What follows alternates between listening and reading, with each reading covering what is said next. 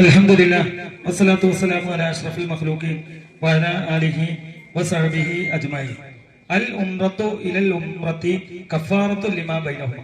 ഒരു ഉംറ മുതൽ മറ്റൊരു ഉംറ വരെയുള്ള എല്ലാ പാപങ്ങളും അള്ളാഹു പുറത്തു തരും. അള്ളാഹു നമ്മുടെ ഉംറകളെ കൊണ്ടൊക്കെ നമ്മുടെ ദോഷങ്ങളൊക്കെ അള്ളാഹു പുറത്തു തരുമാറാകട്ടെ. ഖാല സല്ലല്ലാഹു അലൈഹി വസല്ലം മൻ സാറ ഖബരി വജബത് ലഹു ശഫാഅത്തി. എന്റെ ഖബറ് ആരെങ്കിലും സന്ദർശിച്ചാൽ അവന് എന്റെ ശഫാഅത്ത് ലഭിക്കുമെന്ന് ഹബീബുന റസൂലുള്ളാഹി സ്വല്ലല്ലാഹു അലൈഹി വസല്ലം. ആ വിഭാഗത്തിൽ അള്ളാഹു നമ്മെ ഉൾപ്പെടുത്തട്ടെ. ബഹുമാനികളെ, ഇനി ശ്രദ്ധിക്കണം. നമ്മള് എല്ലാ കാര്യവും പറയാൻ ശ്രദ്ധിക്കണം. പ്രത്യേകമായിട്ട് നമ്മൾ എല്ലാ കാര്യവും ഇതേവരെയൊക്കെ മൊത്തത്തിൽ ഒരു കാര്യങ്ങളെ പറഞ്ഞു പോയിട്ടുള്ളൂ. ഇനി നമ്മൾ വീട്ടിൽ നിന്നിറങ്ങി തിരിച്ചെത്തുന്നത് വരെയുള്ള ഒരു കാര്യങ്ങളാണ് പറയാൻ പോകുന്നത്. അതുകൊണ്ട് പ്രത്യേകമായി വർത്തമാനം പറയൽ ഫോണൊക്കെ ഓഫാക്കിയിട്ടുണ്ട്. ശ്രദ്ധിക്കണം. പരിശുദ്ധ ഉംറക്ക് അള്ളാഹുവിന്റെ വിളിക്കുത്തരം ചെയ്ത ആളുകൾക്ക് മാത്രമേ ആ പരിശുദ്ധ ഹറമിലെത്താൻ കഴിയുള്ളൂ. അല്ലാതെ കോടിപതികളായ ആളുകൾ നമ്മുടെ മുമ്പ് ജീവിച്ചു പോയിട്ടുണ്ട്. കോടിക്കണക്കിന് സമ്പത്തുണ്ട്. അതേപോലെ കാരണം തന്നെ കോടിക്കണക്കിന് അവരുടെ വസ്തുക്കളും ഒക്കെ അവരുടെ കൈവശം ഉണ്ടായിട്ടും അവർക്ക് ആ പുണ്യഭൂമിയിലെത്താൻ അള്ളാഹു തൗഫീഖ് നൽകിയിട്ടില്ല. അങ്ങനെ നമ്മുടെ മുൻഗാമികളായ ആളുകൾ എത്രയോ ആളുകൾ മരണപ്പെട്ടു പോയിട്ടുണ്ട്. ഇന്നും ജീവിച്ചിരിക്കുന്ന ആളുകൾ വലിയ മുതലാളിമാരുണ്ടാവും, പക്ഷെ ഹറമിലേക്കൊന്നും എന്തിട്ടുണ്ടാവില്ല, പോയി നോക്കിയിട്ടുണ്ടാവില്ല. എന്നാൽ അള്ളാഹുവിന്റെ വിളിക്കുത്തരം ലഭിച്ച് ഉപജീവന മാർഗത്തിന് വഴിയില്ലാതെ മറ്റാരെങ്കിലും ഒരു സംഖ്യ പൈസ കൊടുത്ത് അവരുടെ ചിലവില് ഭക്ഷണം കഴിക്കുന്ന ആളുകൾ, തൊഴിലുറപ്പിന് പോകുന്ന ആളുകൾ, ഇങ്ങനെ പോകുന്ന ആളുകളൊക്കെ അവരുടെ സംഖ്യ ഒരുമിച്ച് കൂട്ടിക്കൂട്ടി ഈ പുണ്യമായ ഭവനത്തിൽ എത്തണമെന്ന് അവരുടെ മനസ്സിലാഗ്രഹം. എന്നിട്ട് അവരൊക്കെ ദുആ ചെയ്യുമ്പോൾ അള്ളാഹു അവരെ എന്ത് ചെയ്യും? അവിടെ എത്തിക്കുന്നു. ഒക്കെ അള്ളാഹുവിന്റെ തൗഫീഖുള്ള ആളുകൾക്ക് മാത്രമേ എന്ത് ചെയ്യുള്ളൂ? പുണ്യമായ ഭൂമിയിൽ എത്തിച്ചേരാൻ കഴിയും. അള്ളാഹു നമ്മെ അവിടെ എത്തിക്കുമാറാവട്ടെ. അപ്പോ നമ്മള് പൈസ കൊടുത്തു. അതേ പ്രകാരം തന്നെ നമ്മള് ഒരിക്കലായി നമ്മുടെ നാട്ടിലുള്ള ആളുകളോടൊക്കെ യാത്ര പറഞ്ഞു. ഇപ്പൊ എല്ലാരും വിസ അടിച്ചിറങ്ങി. എന്നാൽ നമ്മൾ അവിടെ എത്തുന്നത് നമുക്ക് ആർക്കെങ്കിലും ബോധ്യമുണ്ടോ? ഒരിക്കലുമില്ല. എന്റെ ഒരു അനുഭവം ഞാൻ പറയാം. ഒരു 10-20 വർഷങ്ങൾക്ക് മുമ്പേ എന്റെ കൂടെ ഹജ്ജിന് പോരാൻ വേണ്ടി മണ്ണാർക്കാടുള്ള ഒരു സഹോദരൻ, വലിയ മുതലാളിയായിരുന്നു. അങ്ങനെ ഹജ്ജിന് പോരുന്ന അന്ന് കുളിക്കണം, ഇറാമിന്റെ കുളിക്കാൻ വേണ്ടി ബാത്റൂമിൽ കയറിയപ്പോ അവിടെ തല അടിച്ച് വീഴുകയും അങ്ങനെ അബോധാവസ്ഥയിൽ എന്ത് ചെയ്തു? ഹോസ്പിറ്റലിൽ കൊണ്ടുപോയി അവര് ട്രീറ്റ്മെന്റ് ഒക്കെ കൊടുത്ത് അവരൊരു കുഴഞ്ഞ് വീട്ടിലേക്ക് തിരിച്ചു പോരുന്നത്. എന്നിട്ട് 1 മാസം 2 മാസമാണ് പിന്നെ സഹോദരൻ ജീവിച്ചത്. ആ പുണ്യ ഹജ്ജിന് അദ്ദേഹത്തിന് എന്ത് ചെയ്യില്ല, എത്താൻ കഴിഞ്ഞില്ല. വലിയ മുതലാളിയാണ്. അപ്പോ നമ്മളൊക്കെ അങ്ങനെയാണ്. അപ്പൊ നമ്മളെ കൂടെ പോരേണ്ട 2 സഹോദരിമാര് ഇന്ന് രാവിലെയാണ് അവരെന്ത് ചെയ്തത്? ക്യാൻസലായത്. 2 സഹോദരിമാർ ഇന്ന് അവരുടെ ഉമ്മ സീരിയസ് ആയി ഹോസ്പിറ്റലാണ്. കുറച്ച് ദിവസമായിട്ട് ഹോസ്പിറ്റലിൽ തന്നെയാണ്. അപ്പൊ എന്നോട് ഇങ്ങനെ സൂചിപ്പിച്ചിരുന്നു, ഞങ്ങള് ക്ലാസ്സിന് എത്തൂല ചിലപ്പോ, കാരണം ഉമ്മയുടെ അടുത്ത് ഞങ്ങൾക്ക് മാറിക്കാൻ കഴിയില്ല. ഉമ്മയുടെ സുഖമായി വരുന്നുണ്ട്. ഇന്നലെ രാത്രി പോലും വിളിച്ചിരുന്നു, ഉമ്മയുടെ സുഖമായി വരുന്നുണ്ട്, ഞങ്ങൾ വരും. പക്ഷെ ഇന്നലെ രാത്രിയോട് കൂടി എന്ത് ചെയ്തു? അധികമായി, പിന്നെയും ഐസിയിലോ ഒക്കെയാണ് എന്നുള്ള ദുഃഖകരമായ വാർത്തയാണ്. അപ്പൊ ഉമ്മമാരെ വിളിച്ച് പറയണം, അവര് ആകെ 2 പെൺമക്കള് 2 പോലും നമ്മളൊപ്പം പോരും. ആ അവസ്ഥ ഉമ്മാക്കാണെങ്കിൽ മക്കളെ സഹായിക്കാനല്ലാതെ ഒരിക്കലും വേറെ ആരും മക്കളുമില്ല. ആ അവസ്ഥയില് ഈ ഉംറയേക്കാൾ ഖൈർ എന്താണ്? ആ ഉമ്മാനെ നോക്കലാണെന്ന് അത് അവര് തീരുമാനിച്ച് വിസയുടെ പൈസ പോയി. എന്നാലും അവരെന്ത് ചെയ്തു? അവരില്ല എന്നുള്ള അവര് ഇന്ന് രാവിലെ വിളിച്ചു കൊണ്ടാണ് പറഞ്ഞത്. അപ്പൊ ഇതിലേക്ക് ആളാവുകയും ചെയ്തു. പച്ചപ്പശ്ശേരി ഒരു ഉമ്മ ഇപ്പൊ ചേർന്നിട്ടുണ്ട്. അതോടുകൂടി പൂർത്തിയായി. അപ്പൊ ഞാൻ പറഞ്ഞു വരുന്നത്, നമ്മള് എത്ര പൈസ കൊടുത്തു എന്ന് കരുതിയിട്ടോ, നമ്മൾ എത്ര ഒരുങ്ങി എന്ന് കരുതിയിട്ടോ ആ പുണ്യഭൂമത്തിൽ നമ്മൾ എത്തുമെന്ന് ഒരാൾക്കും എത്തില്ല. ഒക്കെ അള്ളാഹുവിന്റെ തൗഫീഖ് ഉണ്ടെങ്കിൽ മാത്രമേ എവിടെ എത്തുള്ളൂ? ആ പരിശുദ്ധ ഭൂമിയിൽ നമ്മൾ എത്തുള്ളൂ. അപ്പോ അള്ളാഹുവിന്റെ തൗഫീഖ് ഉണ്ടാകാൻ വേണ്ടി ഒരു ബുദ്ധിമുട്ടിലും പ്രയാസത്തിലും നമ്മൾ പെടാതെ ആ പുണ്യഭൂമിയിലെത്തിയ അമലുകൾ നിർവഹിക്കണമെന്ന് നമ്മൾ എല്ലാ സമയത്തും അള്ളാഹുവിനോട് ദുആ ചെയ്യണം. അതാണ് അള്ളാഹു നമ്മളെ എത്തിക്കുമാറാണ്. അതിനു വേണ്ടിയാണ്. അപ്പൊ ഒരിക്കത്തില് പ്രധാനപ്പെട്ട ഒരു കാര്യം ദുആ ചെയ്യും. ഇവിടുന്ന് അങ്ങോട്ട് ഒരു ഉംറയ്ക്ക് വേണ്ടി പുറപ്പെട്ട ആളുകളുടെ ദുആ അല്ലാഹു എന്ത് ചെയ്യും? സ്വീകരിക്കുമെന്ന് ഹബീബുന റസൂലുള്ളാഹി സ്വല്ലല്ലാഹു അലൈഹി വസല്ലം. അപ്പൊ നമ്മുടെയൊക്കെ ദുആ ഇന്ന് മുതൽ സ്വീകരിക്കപ്പെടും. അപ്പൊ അതുകൊണ്ട് ഒരു ബുദ്ധിമുട്ടോ പ്രയാസമില്ലാതെ പോയി വരാൻ വേണ്ടി നിങ്ങൾ ദുആ ചെയ്യണം. അല്ലാഹു തൗഫീഖ് നൽകട്ടെ. ആമീൻ. പിന്നെ ഉംറയ്ക്ക് പുറപ്പെടുന്നവർ 2-3 കാര്യങ്ങൾ പ്രത്യേകമായി അവർ ശ്രദ്ധിക്കേണ്ട കാര്യങ്ങളുണ്ട്. ഒന്നെന്താന്ന് ചോദിച്ചാല്, അവരുടെ മാതാപിതാക്കളുടെ പൊരുത്തം വാങ്ങിയാവണം നമ്മൾ എന്ത് ചെയ്യേണ്ടത്? ഉംറയ്ക്ക് വേണ്ടി പുറപ്പെടുന്നത്. ജീവിച്ചിരിക്കുന്ന ഉപ്പമാരോ ഉമ്മമാരോ ഉണ്ടെങ്കിൽ അവര് സമ്മതം ചോദിക്കണം. ഇമാം നബവി റളിയല്ലാഹു അൻഹു തന്റെ ഈലാ എന്ന് പറയുന്ന ഗ്രന്ഥത്തിൽ എഴുതി വിട്ടിട്ടുണ്ട്, ഉംറക്കും ഹജ്ജിനും പോകുന്നവര് പാലിക്കേണ്ട മര്യാദകളിൽപ്പെട്ട 1ാമത്തെ മര്യാദ എഴുതപ്പെട്ടിട്ടുള്ളത് മാതാപിതാക്കളുടെ പൊരുത്തം വേണം. അപ്പൊ അവരോട് മുണ്ടാതെ അവരോട് തെറ്റിക്കൊണ്ട് നമ്മൾ ഉംറക്ക് 1,00,000 ചെലവാക്കി ഹജ്ജിന് പോയ നമ്മുടെ ഹജ്ജ് ഉംറ അല്ലാഹു സ്വീകരിക്കുക ഇല്ല. ഒരു സംഭവം ഇരിക്കണ്ടായി. ഹബീബിന്റെ കാലഘട്ടം കഴിഞ്ഞിട്ട് ഒരു ഇമാമിന്റെ സ്വപ്നത്തിൽ കാണിച്ചു, എല്ലാവരും ഹജ്ജും ആ വർഷം പോയ ആളുടെ ഹജ്ജും സ്വീകരിച്ചില്ല. എന്താ കാരണം? മാതാവിന്റെ യോഗിയായ ഒരു മാതാവ് കടക്കുമ്പോൾ മാതാവിനോട് പറയാതെ ഒരാൾ ഹജ്ജിനും ഉംറക്കും വേണ്ടി വന്ന ഹജ്ജിന് വേണ്ടി ചെന്നത്. അത് കാരണം ആ വർഷത്തെ ഉംറ ഹജ്ജ് ആരുടെയും ഹജ്ജ് സ്വീകരിച്ച ഈ ഒരാൾ ഉള്ളത് കാരണം ഒരാളുടെയും ഹജ്ജ് സ്വീകരിച്ചില്ല എന്നാണ് ഹദീസിൽ പറയുന്നത്. അപ്പൊ നിർബന്ധമായും മരണം ജീവിച്ചിരിക്കുന്ന ഉമ്മമാരും ഉപ്പമാരെ അടുക്കൽ പോയി നമ്മൾ അനുഗ്രഹം വാങ്ങണം. നമ്മൾ ദ്വാർക്കണം, ഞാൻ ഉംറക്ക് വേണ്ടി പോവുകയാണ്, നിങ്ങൾ ദ്വാ ചെയ്യണമെന്ന് ആദ്യമായി നമ്മൾ ആരോടെ പറയണ്ടേ? നമ്മുടെ ഉമ്മമാരോടും ഉപ്പമാരോടും. മരണപ്പെട്ടു പോയ ഉമ്മമാരാണെങ്കിൽ അവർക്ക് വേണ്ടി നമ്മൾ എന്ത് ചെയ്യണം? ഒരു ഫാത്തിഹ ഓതിക്കൊണ്ട് അവർക്ക് വേണ്ടി ദ്വാർക്കണം. നമ്മളാകാൻ കാരണം ആരാണ്? നമ്മളെ ഉമ്മമാരും ഉപ്പമാരും. നമ്മളെ ചെറുപ്രായത്തിൽ പട്ടിണി കടന്നുകൊണ്ട് അവര് ഉമ്മമാരും ഉപ്പമാരും പട്ടിണി കടന്നുകൊണ്ട് ഇപ്പോഴത്തെ കാലഘട്ടത്തൊക്കെ യഥേഷ്ടം ഭക്ഷണവും മറ്റൊരു കാര്യങ്ങളുണ്ട്. പക്ഷേ നിങ്ങളുടെ ഈ നമ്മുടെയൊക്കെ ഒരു 10-40 വയസ്സിന്റെ അപ്പുറമുള്ള ആളുകളൊക്കെ അവരുടെയൊക്കെ ചെറുപ്പകാലത്ത് ചിന്തിച്ചാൽ അവര് ഒരു നേരം ഭക്ഷണത്തിന് പോലും വകയില്ലാത്ത ഉമ്മമാരും ഉപ്പമാരായിരുന്നു അന്ന് ജീവിച്ചിരുന്നത്. അപ്പൊ അവരൊക്കെ അവരുടെ ഭക്ഷണം അവരുടെ വയറ് നിറക്കാതെ നമ്മുടെ ഉമ്മമാര് നമ്മൾക്ക് വേണ്ടി നമുക്ക് തന്നതാണ് എന്റെ ഭക്ഷണം. അതുപോലെ അവരുടെ മുതലടക്കമുള്ള ആളുകൾ നമുക്ക് വേണ്ടി അല്ലാഹു അവർ തന്നതാണ്. അപ്പൊ ആ ഉമ്മമാർക്ക് നമ്മൾ തീർച്ചയായിട്ടും എന്ത് വേണം? ഒരു ഫാത്തിഹ ഓതിക്കൊണ്ടാവണം നമ്മൾ ഈ ഉംറക്ക് വേണ്ടി പോയിട്ട്. അല്ലാഹു മരണപ്പെട്ടു പോയ ഉമ്മമാർക്കൊക്കെ അല്ലാഹു പുറത്തു കൊടുക്കുമാറാവട്ടെ. ജീവിച്ചിരിക്കുന്ന ഉമ്മമാരുണ്ടെങ്കിൽ അവർക്ക് ആഫിയത്തും ആരോഗ്യവും അല്ലാഹു നൽകുമാറാവട്ടെ. അപ്പോ ഇമാം മാലിക് റളിയല്ലാഹു അൻഹു പറയുന്നത്, ആദ്യമായി നിങ്ങൾ ഞങ്ങളുടെ ഉമ്മമാരോട് പൊരുത്തപ്പെടിക്കണം. പിന്നെയോ ഭർത്താവിനോട് സമ്മതം ചോദിക്കണം, നിങ്ങളുടെ കുടുംബക്കാരോട് സമ്മതം ചോദിക്കണം, നിങ്ങളുടെ മറ്റുള്ള ബന്ധത്തിൽപ്പെട്ട മക്കളടക്കമുള്ള ആളുകളോടൊക്കെ നിങ്ങൾ എന്ത് ചെയ്യണം? സമ്മതം ചോദിക്കണം, ഒരു കൂടിയാലോചന നടത്തണം. അപ്പോ നമ്മള് ശ്രദ്ധിക്കേണ്ട കാര്യം, ഇവരെ നമ്മളുടെ ജീവിതത്തിൽ അർജന്റുള്ള ആളുകളുണ്ടെങ്കിൽ പൈസ കൊടുക്കണ്ടോ? 4-5 പേര് പോയിക്കൊള്ളോ, ഞാൻ പെട്ടെന്ന് വരണം. അപ്പോ നമ്മൾ ശ്രദ്ധിക്കേണ്ട കാര്യം, നമ്മുടെ വീട്ടുകളില് എത്രയോ കാലം നമ്മൾ ജീവിച്ചാൽ അപ്പൊ അതിന്റെ ആ ജീവിതത്തിന്റെ ഇടയിൽ നമ്മൾ എന്ത് ചെയ്തിട്ടുണ്ടാവും? പല പൊരുത്തക്കേടുകൾ സംഭവിച്ചിട്ടുണ്ടാവും. അമ്മായിമ്മമാരോടാവട്ടെ, അമ്മോശന്മാരോടാവട്ടെ, അല്ലെങ്കിൽ നാത്തൂന്മാരോടാവട്ടെ, ഇളയച്ചികൾ മൂത്തച്ചികളാവട്ടെ, ജ്യേഷ്ഠ അനുജന്മാരാവട്ടെ, അവർക്ക് പരസ്പരം അങ്ങോട്ടും ഇങ്ങോട്ടും എന്തുണ്ടാവും? അങ്ങോട്ടും ഇങ്ങോട്ടും പരസ്പരം സ്നേഹം, അതുപോലെ അവർ പരസ്പരം അങ്ങോട്ടും ഇങ്ങോട്ടൊക്കെ തെറ്റിയും, അതുപോലെ തന്നെ അവരുടെ മനസ്സിന്റെ ഉള്ളിൽ അവരങ്ങോട്ടും ഇങ്ങോട്ടും ചിലപ്പോൾ ചെയ്തിട്ടുണ്ടാവും. നമ്മൾ കാരണം മറ്റുള്ളവർക്ക് വെറുപ്പ് അവരുടെ മനസ്സിന്റെ ഉള്ളിൽ ഒരു ദുഃഖം വന്നിട്ടുണ്ടെങ്കിൽ നാളെ അള്ളാഹുവിന്റെ കോടതിയിൽ ഈ നമ്മൾ എത്ര ഉംറ ചെയ്തിട്ടും അത് സ്വീകരിക്കുമോ? ഇല്ല. അതിനെന്താ കാരണം? ഇവരെ കൊണ്ട് നമ്മൾ എന്തെങ്കിലും നമ്മളെ കൊണ്ട് ബുദ്ധിമുട്ടുണ്ടായിട്ടുണ്ടെങ്കിൽ, നമ്മളവർ ചീത്ത പറഞ്ഞിട്ടുണ്ടെങ്കിൽ, നമ്മൾ അനാവശ്യം പറഞ്ഞിട്ടുണ്ടെങ്കിൽ അത് പൊരുത്തപ്പെടിയിക്കണം നമ്മുടെ വീട്ടുകളുണ്ട്. എന്നാലേ നമ്മൾ ഈ ഉംറക്ക് പോയിട്ട് നമുക്ക് കാര്യമുള്ളൂ. അപ്പൊ തെറ്റി നിൽക്കുന്ന ആളുകളൊക്കെ ഉണ്ടെങ്കിൽ നമ്മൾ അവരിങ്ങോട്ട് തെറ്റിക്കോട്ടെ, നമുക്ക് യാതൊരു പ്രയാസമല്ല, നമ്മൾ അല്ലാഹു സ്വീകരിക്കും. പക്ഷെ നമ്മൾ അങ്ങോട്ട് തെറ്റുന്ന ഒരു മനസ്സുമായിക്കൊണ്ട് നമ്മൾ എവിടേക്ക് പോകാൻ പാടില്ല? പരിശുദ്ധ ഹറമിലേക്ക് നമ്മൾ പോകാൻ പാടില്ല. അതുകൊണ്ട് നിങ്ങളുടെ കുടുംബത്തിലെ, നിങ്ങളുടെ കൂട്ടുകുടുംബത്തിലൊക്കെ നിങ്ങൾ തെറ്റി നിൽക്കുന്ന ആളുകളുണ്ടെങ്കിൽ അവരോടൊക്കെ നമ്മൾ നല്ല നിലയിൽ അവരോടൊക്കെ യാത്ര പറഞ്ഞു ദുആ കൊണ്ട് വസിയത്ത് ചെയ്താവണം നിങ്ങൾ ഉംറക്ക് വേണ്ടി പുറപ്പെടുന്ന ഹബീബുനാ റസൂലുള്ളാഹി. അപ്പോ നമ്മള് അയൽവാസികൾ തെറ്റാത്തവരുണ്ട്, ചിലപ്പോൾ അവരൊക്കെ നമ്മൾ ഉപദ്രവിച്ചിട്ടുണ്ടാവും, ഒക്കെ ശരിയായിരിക്കും. പക്ഷെ എന്നാൽ നമ്മൾ എന്ത് ചെയ്യണം? നമ്മൾ അങ്ങോട്ട് ചെന്നിട്ട് സലാം പറഞ്ഞ് അവരോടൊക്കെ നല്ല മനസ്സോട് കൂടിയിട്ട് സലാം പറഞ്ഞുകൊണ്ടാവണം പരിശുദ്ധ ഉംറക്ക് വേണ്ടി പുറപ്പെടേണ്ടത്. എന്നാലേ നമ്മൾ ഈ ഉംറ പോയി അല്ലാഹു സ്വീകരിക്കുള്ളൂ. നമ്മുടെ ജീവിതത്തിലെ ഏറ്റവും വലിയൊരു അഭിലാഷമാണ് എന്ത്? ഈ ഒരു പരിശുദ്ധ ഹറം കാണല്, അതുപോലെ ഉംറ ചെയ്യലൊക്കെ. അപ്പൊ ഇത് ഒരു കറ കളഞ്ഞ മനസ്സുമായിട്ടാവണം നമ്മൾ എവിടെ എത്തേണ്ടത്? പരിശുദ്ധ ഹറമിലേക്ക് എത്തേണ്ടത്.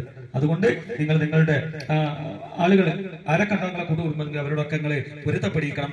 പിന്നെ ഈ യാത്രയുടെ ഒരുങ്ങുന്ന സമയത്ത് ഫുഖഹാക്കൾ പറഞ്ഞൊരു ഇസ്തിഹാറത്തിന്റെ സുന്നത്ത് നിസ്കാരം, 2 റക്അത്ത് ഖൈറിനെ തേടിയുള്ള നിസ്കാരം. ഏതൊരു ഉമ്മ നിന്നോട് ഇപ്പം വന്ന് ചോദിച്ചിരുന്നു, നിന്റെ ഭർത്താവ് പൗതി സമ്മതം തന്നിട്ടുള്ളൂ, അപ്പൊ സമ്മതം ഫുള്ള് കിട്ടിയതിന്റെ ശേഷം, പരിപൂർണമായി സമ്മതം കിട്ടിയതിന്റെ ശേഷം 2 റക്അത്ത് നിസ്കരിക്കുക, സുന്നത്ത് നിസ്കരിക്കുക. 2 റക്അത്ത് സുന്നത്ത് നിസ്കരിച്ച് നമ്മൾ അല്ലാഹുവിനോട് തേടി നമുക്ക് ഈ പ്രാവശ്യം ഉംറക്ക് വേണ്ടി പോകൽ എനിക്ക് ഖൈറാണോ, അല്ലെങ്കിൽ ഈ പ്രാവശ്യം ഞാൻ ഉംറക്ക് വേണ്ടി എന്താണ് പുറപ്പെടുകയാണ്, അതെനിക്ക് ഖൈറാക്കണം എന്നുള്ള ദുആ ചെയ്യുക. എന്നിട്ട് നമ്മുടെ മനസ്സിൽ എന്താണോ തോന്നുന്നത് അത് തിരഞ്ഞെടുക്കുക. ഈ സഹോദരി, നമ്മളിപ്പോ എല്ലാവരും പോകാൻ തീരുമാനിച്ചല്ലേ, അപ്പൊ നമ്മൾ പോകുന്നവരാണ്. അപ്പൊ ആദ്യം ചെയ്യേണ്ട കാര്യമാണ് ഈ നിസ്കാരം. ഇനി നമ്മൾ എന്ത് ചെയ്യുക? അത് ഖൈറാകാൻ വേണ്ടി 2 റക്അത്ത് സുന്നത്ത് ഇസ്തിഹാറത്തിന്റെ സുന്നത്ത് സാധാരണ നിസ്കാരം പോലെ തന്നെയാണ് ഖുൽ യാ അയ്യുൽ കാഫിറൂനയും ഖുൽ ഹുവല്ലാഹു എന്ന സൂറത്തും ഓതുക. ഇത് ഇന്ന് ചെയ്യാത്ത ആളുകളൊക്കെ ഇതൊരു ഖൈറാണ്, ഖൈറിനെ തേടിയുള്ള നിസ്കാരം, ഇസ്തിഹാറത്തിന്റെ നിസ്കാരം എന്നാണ് ഇതിന്റെ പേര്. ഇത് ഹജ്ജിന് ഉംറക്ക് പോകുന്നവർ നിസ്കരിക്കല് ഏറ്റവും ശക്തിയേറിയ സുന്നത്താണ്. അല്ലാഹു തൗഫീഖ് നൽകട്ടെ. മറ്റൊന്ന്, ഇനി ഇവിടുന്ന് അങ്ങോട്ട് യാത്ര പറയുന്നതിന്റെ തിരക്കാണ്. ക്ലാസ് കഴിഞ്ഞ് ബാഗുകളൊക്കെ കിട്ടും, ഒക്കെ കിട്ടി യാത്ര പറയുക. യാത്ര പറയുന്ന അവസരത്തിൽ നമ്മൾ ഫോൺ വിളിച്ചുകൊണ്ടും കൂട്ടുകുടുംബത്തിൽ എല്ലാവരോടും യാത്ര പറയണം. കാരണം ആരുടെ തുണയാണോ സ്വീകരിക്കാൻ നമുക്ക് പറയാൻ കഴിയില്ല. മാത്രമല്ല നമ്മൾ കാരണം അവർക്കും ഒരു നിയമത്തുണ്ടാവും. എങ്ങനെയെന്നറിയും, നമ്മള് പരിശുദ്ധ ഹറമിലെത്തിക്കൊണ്ട് നമ്മൾ തോർക്കും, അല്ലാഹുവേ എന്നോട് ദുആ കൊണ്ട് വസീയത്ത് ചെയ്തവരുണ്ട്, നമ്മളോട് പറയും നിങ്ങൾ ഹറമിലെത്തുമ്പോ ഒന്ന് ദുആ ചെയ്യണമെന്ന് ഏൽപ്പിക്കുന്ന പല ആളുകളുണ്ടാവും. അപ്പൊ ആ ഹറമിലെത്തിക്കൊണ്ട് നമ്മൾ അള്ളാഹുവിനോട് ദുആ ചെയ്യുമ്പോൾ അവർക്കും അതുകൊണ്ട് എന്തുണ്ടാവും, ഗുണമുണ്ടാവും. അതുകൊണ്ട് നിങ്ങൾ ദുആ കൊണ്ട് വസീയത്ത് ചെയ്യുക. നമ്മുടെ യാത്രയൊക്കെ ഖൈറിലാകാൻ വേണ്ടി നിങ്ങൾ എന്ത് ചെയ്യുക, ദുആ കൊണ്ട് വസീയത്ത് ചെയ്യുക. അല്ലാഹു തൗഫീഖ് നൽകുമാറാവട്ടെ. ഇനി ഇൻഷാ അല്ലാഹ് കൊണ്ടുപോകേണ്ട സാധനങ്ങൾ, അപ്പൊ നമ്മൾ ഏകദേശം നമ്മൾ 8-ാം തീയതി തിങ്കളാഴ്ചയാണ് പുറപ്പെടുന്നത്. അപ്പൊ 7-ാം തീയതിയോട് കൂടി നമ്മുടെ ബാഗിൽ എന്താക്കണം, സാധനങ്ങൾ മുഴുവനാക്കണം. അപ്പൊ എന്തൊക്കെയാണ് ഉസ്താദെ കൊണ്ടുകൊണ്ട് കുറെ ആൾക്കാരായി ചോദിക്കുന്നു. അപ്പൊ ഞാൻ പറഞ്ഞു, ക്ലാസ്സിന്റെ അന്ന് ഒരാളോട് പറയണ്ടല്ലോ, ഗ്രൂപ്പിലൊക്കെ വിടാൻ പറഞ്ഞു. അപ്പൊ പോകുമ്പോൾ ഒരുമിച്ച് എല്ലാവരും കേൾക്കാൻ വേണ്ടി ഇതേപോലത്തെ കള്ളാസ് നിങ്ങൾക്ക് തരുന്നുണ്ട്. ഇതിലുള്ള സാധനങ്ങളാണ് നമ്മൾ എന്ത് ചെയ്യേണ്ടത്, പിന്നെ വാങ്ങേണ്ടത്. ഇത് നിർബന്ധമായിട്ട് വേണം, ഇതിൽ കൂടുതൽ വാങ്ങിയാലും കുഴപ്പമൊന്നുമില്ല. എന്തായാലും വേണ്ട. ഏകദേശം പുരുഷന്മാര് ഇഹ്റാമിന്റെ 2 ജോഡി വസ്ത്രം കരുതണം. ഒരു ജോഡി ഇൻഷാ അല്ലാഹ് ഇവിടുന്ന് എന്ത് ചെയ്യും, നിങ്ങൾക്ക് ഇവിടുന്ന് തരും. നമ്മള് ഒരു ഗ്രൂപ്പും കൊണ്ടുപോകാത്ത, തങ്ങൾ നേരത്തെ പറഞ്ഞൊന്നും വെറുതെ അല്ല, കാര്യമാണ്. നിങ്ങൾ പോയ ആളുകളോട് ചോദിക്കും, എവിടെയെങ്കിലും ഇഹ്റാം വസ്ത്രം കൊടുക്കണ്ടോ, 600-700 രൂപ വിലയാണ്. അതൊക്കെ തങ്ങൾ ഓരോരുത്തർക്കും ഫ്രീ ആയിട്ട് കൊടുക്കാൻ വേണ്ടി തീരുമാനിച്ചു, ഒരു ജോഡി. അതേപോലെ സാധാരണ പുരുഷന്മാർ ധരിക്കുന്ന വസ്ത്രം, അപ്പൊ പുരുഷന്മാരോട് പറയണേ, നിങ്ങൾ സാധാരണ ധരിക്കുന്ന വെള്ള വസ്ത്രമാണെങ്കിൽ ഏറ്റവും നല്ല, അതൊരു 2-3 ജോഡി വസ്ത്രം. ഇനി കളറാകുന്ന കുഴപ്പമൊന്നുമില്ല. തൊപ്പി നിർബന്ധമായും കരുതണം. ഇപ്പൊ ഇറാൻ കെട്ടാത്ത സമയത്ത് നമ്മൾ പള്ളിയിലൊക്കെ പോകുമല്ലോ, മദീനത്തൊക്കെ നമുക്ക് റസൂലുള്ളാഹിന്റെ അടുക്കൽ മുമ്പ് തൊപ്പിട്ട് പോകും. അല്ലാഹു തൗഫീഖ് തരട്ടെ. പിന്നെ അതേപോലെ ബെൽറ്റ്, ഹാജി ബെൽറ്റ് എന്ന് പറയും. അതുവരെ പിന്നെ മണ്ണാർക്കാട് ഭാഗത്തുള്ളവർക്കൊക്കെ കടന്നുണ്ട് 29-ാം തീയതി അതിൽ കിട്ടും. അങ്ങനെ നോട്ടീസ് ഉണ്ട് ഇവിടെ. മണ്ണാർക്കാട് ഭാഗത്തുള്ള ആളുകൾക്ക് വേണമെങ്കിൽ തരായി ഉമ്മറുടെ എല്ലാ വസ്ത്രങ്ങളും കിട്ടുന്ന ഒരു പിന്നെ കട ഉണ്ടാവും, അതിന് കിട്ടും. അതിന്റെ നോട്ടീസ് ഉണ്ട്. ഇപ്പൊ ബെൽറ്റ്, അതേപോലെ കള്ളിത്തുണി, അത് നമ്മൾ റൂമിൽ നിൽക്കാൻ വേണ്ടിയിട്ടുള്ളതാണ്. അപ്പൊ ഉപയോഗിക്കുന്ന ബനിയന് മറ്റു സാധനങ്ങളൊക്കെ നമ്മൾ സാധാരണ ഉപയോഗിക്കുന്ന 3-4 ജോഡി കയ്യിൽ കരുതുക. നമുക്ക് അവിടെ ഇവിടുത്തെ മാതിരി അലക്കാൻ പറ്റില്ല, 15 ദിവസം നമ്മൾ ഉപയോഗിക്കണം. പിന്നെ സ്ത്രീകൾ കൊണ്ടുപോകേണ്ടത് പർദ്ദ 3-4 ജോഡി നമ്മൾ കയ്യിൽ കരുതില്ല. 2-3 ജോഡിയൊക്കെ ഇതിൽ എഴുതിയിട്ടുണ്ടാവുള്ളൂ. 3-4 ജോഡിയൊക്കെ, കാരണം നിങ്ങൾക്ക് ഏത് സമയത്തും ഇഹ്റാം, ആണുങ്ങൾക്ക് അങ്ങനെയല്ല. ആണുങ്ങൾക്ക് ഇഹ്റാം സമയത്ത് വേറെ ഒന്നും വേണ്ട, ഈ 2 തുണി മതി. സ്ത്രീകൾക്ക് എല്ലാ സമയത്തും വേണ്ട വസ്ത്രം ഏതാണ്, പർദ്ദ തന്നെയാണ്. അപ്പൊ അവരെന്ത് ചെയ്യണം, 2-3 ജോഡി 3-4 ജോഡി തന്നെ പർദ്ദകൾ എടുക്കാം. വീട്ടിൽ ഉപയോഗിക്കുന്ന വസ്ത്രങ്ങളുണ്ട്, മാക്സി അതുപോലത്തെ വസ്ത്രങ്ങളൊക്കെ ഉണ്ടാവില്ല, അത് 3-4 ജോഡി റൂമിൽ നിന്നൊക്കെ നമുക്ക് ഉപയോഗിക്കാൻ വേണ്ടി. ചിലർ ചുരിദാറിടും, ചിലര് പിന്നെ മാക്സി ഇടും. അതെന്താണോ നിങ്ങൾ വീട്ടിൽ ഉപയോഗിക്കുന്ന വസ്ത്രങ്ങൾ ഇടുക. അതേപോലെ സോക്സ് നിർബന്ധമാണ് സ്ത്രീകൾക്ക്. അതേപോലെ പിന്നെ 2 ജോഡി സോക്സ് എന്തായാലും ഓരോരുത്തർ കയ്യിലും കരുതണം. അതേപോലെ അവിടെ തണുപ്പാണ്, അപ്പൊ ആ തണുപ്പിനുള്ള പിന്നെ കാലൊക്കെ പൊട്ടാൻ സാധ്യത. പുരുഷന്മാരും ജോഡി പിന്നെ സോക്സ് എന്ത് ചെയ്യണം, കരുതണം.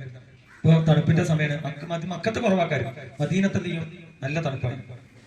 അതേപോലെ ഗ്ലൗസ്, കയ്യുറ ഉണ്ടാകും. സ്ത്രീകൾ പ്രത്യേകം എന്ത് ചെയ്യണം, കരുതണം.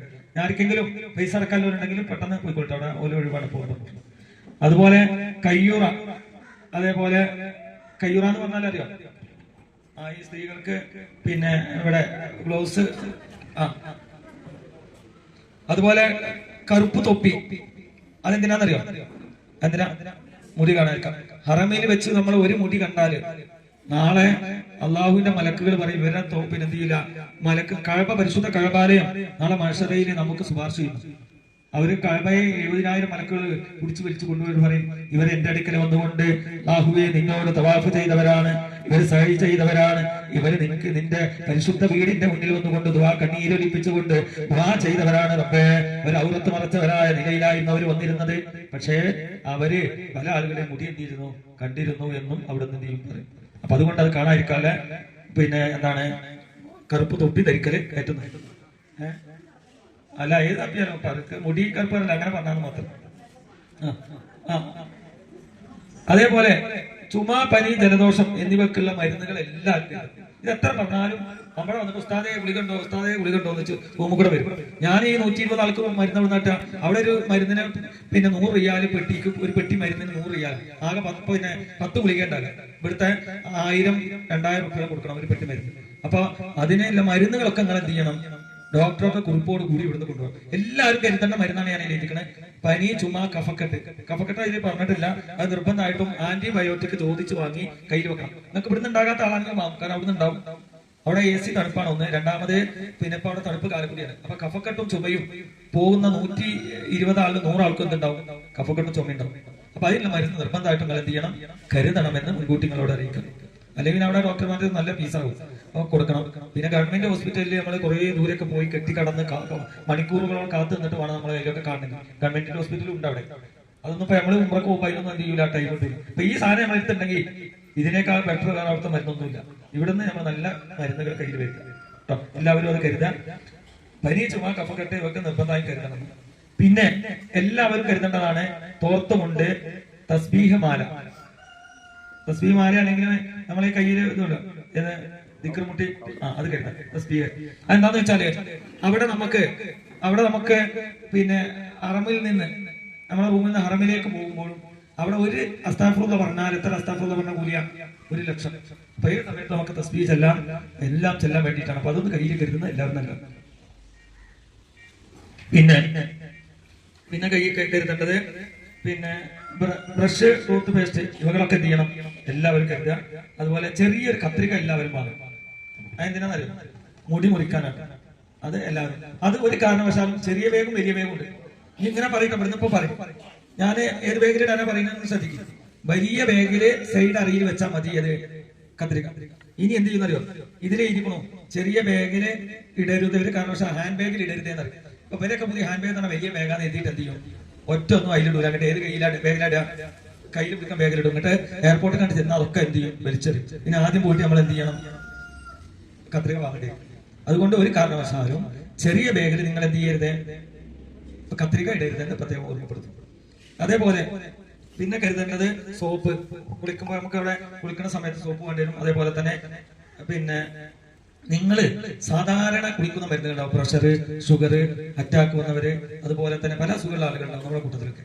അവർക്കൊക്കെ സ്ഥിരമായി കഴിക്കുന്ന ഡോക്ടറുടെ കുറിപ്പോട് കൂടി 15 ദിവസത്തേക്കുള്ള മരുന്നാണ്. ഏത് മരുന്ന് കൊണ്ടുവരികയാണെങ്കിലും മെഡിക്കൽ ഷാപ്പിൽ നിന്നോ ഡോക്ടറുടെ കുറിപ്പ് വേണം. അല്ലെങ്കിൽ ആ മരുന്നൊക്കെ അവിടെ പിടിച്ചു, നമ്മളതിനെ പിടിച്ചു, വെറുതെ മരുന്നിനെ പിടിച്ചു. അപ്പൊ ഞാൻ പറഞ്ഞ പനി, ചുമ, കഫക്കെട്ട് മെഡിക്കൽ ഷാപ്പുകളുടെ എന്ന് പറഞ്ഞാൽ അതിന്റെ ലിസ്റ്റ് തരാൻ പറഞ്ഞു. ഡോക്ടറെ കാണാൻ നിർബന്ധമല്ല. അതിന് നേരത്തെ നമുക്ക് സ്ഥിരമായി കഴിക്കുന്ന രോഗം ഉണ്ടെങ്കിൽ ആ ഡോക്ടറെ കുറിപ്പടക്കം മേടിച്ച് ആ മരുന്നിന്റെ പുറത്ത് എന്ത് ചെയ്യണം? ഇന്ന മരുന്നാണ് നമുക്ക് പറയാൻ കഴിയുന്നത്. അതുകൊണ്ട് അത് 15 ദിവസം 20 ദിവസത്തിനൊക്കെ കരുതിക്കൊള്ളി. കാരണം അവിടെ ചെന്നിട്ട് ഒരു ഉമ്മനോട് മോനെ ഉസ്താദെ എന്റെ അടുത്ത് എന്തില്ല, പ്രഷറിന്റെ ഗുളികൾക്ക് ഒരു ഷുഗറിന്റെ ഗുളിക കിട്ടുമോ? ഈ ഗുളികൾക്ക് നാട്ടിൽ കിടക്കുന്ന ഗുളിക നമുക്ക് കിട്ടുമോ? ഇല്ല. അപ്പൊ തങ്ങള് ലാസ്റ്റ് വന്നി, നിങ്ങളുടെ ഒരു ഉമ്മയുടെ ഒരു നിവൃത്തിയിലായിട്ട് കഴിഞ്ഞ പ്രാവശ്യം തങ്ങൾ ലാസ്റ്റ് വന്നുകൊണ്ട് കൊണ്ടുവരാൻ കഴിയും. നേരെ മറിച്ച് നമ്മളിപ്പോ കൂടെയാണ് തങ്ങൾ ഏതെങ്കിലും ഫ്ലൈറ്റിലുണ്ടാവും. അപ്പൊ എന്ത് ചെയ്യില്ല, പിന്നെ ഇവിടെ അങ്ങോട്ട് വരാൻ ആരുമില്ല. അതുകൊണ്ട് മരുന്നുകൾ അത് നിങ്ങൾ തന്നെ ഈ ബാഗിൽ വെക്കുമ്പോൾ നിങ്ങൾ പ്രത്യേകം ശ്രദ്ധിക്കണം. മരുന്നുകൾ 15 ദിവസത്തിന് ഇല്ലേന്ന് ഉറപ്പുവരുത്തും. സ്ഥിരമായി മക്കളോട് പറയണത് കേട്ടോ. പിന്നെ കത്രിക, കട്ടർ, ഷേവ് സെറ്റ് എന്നിവ പോലത്തെ വസ്തുക്കൾ ഒരു കാരണവശാലും ചെറിയ ബാഗിൽ ഇടരുത്. ഒക്കെ ലഗേജ് ബാഗിലാണ് വെക്കേണ്ടത്. ഓപ്പറേഷൻ കഴിഞ്ഞ ആളുകൾ ഉണ്ടെങ്കിൽ,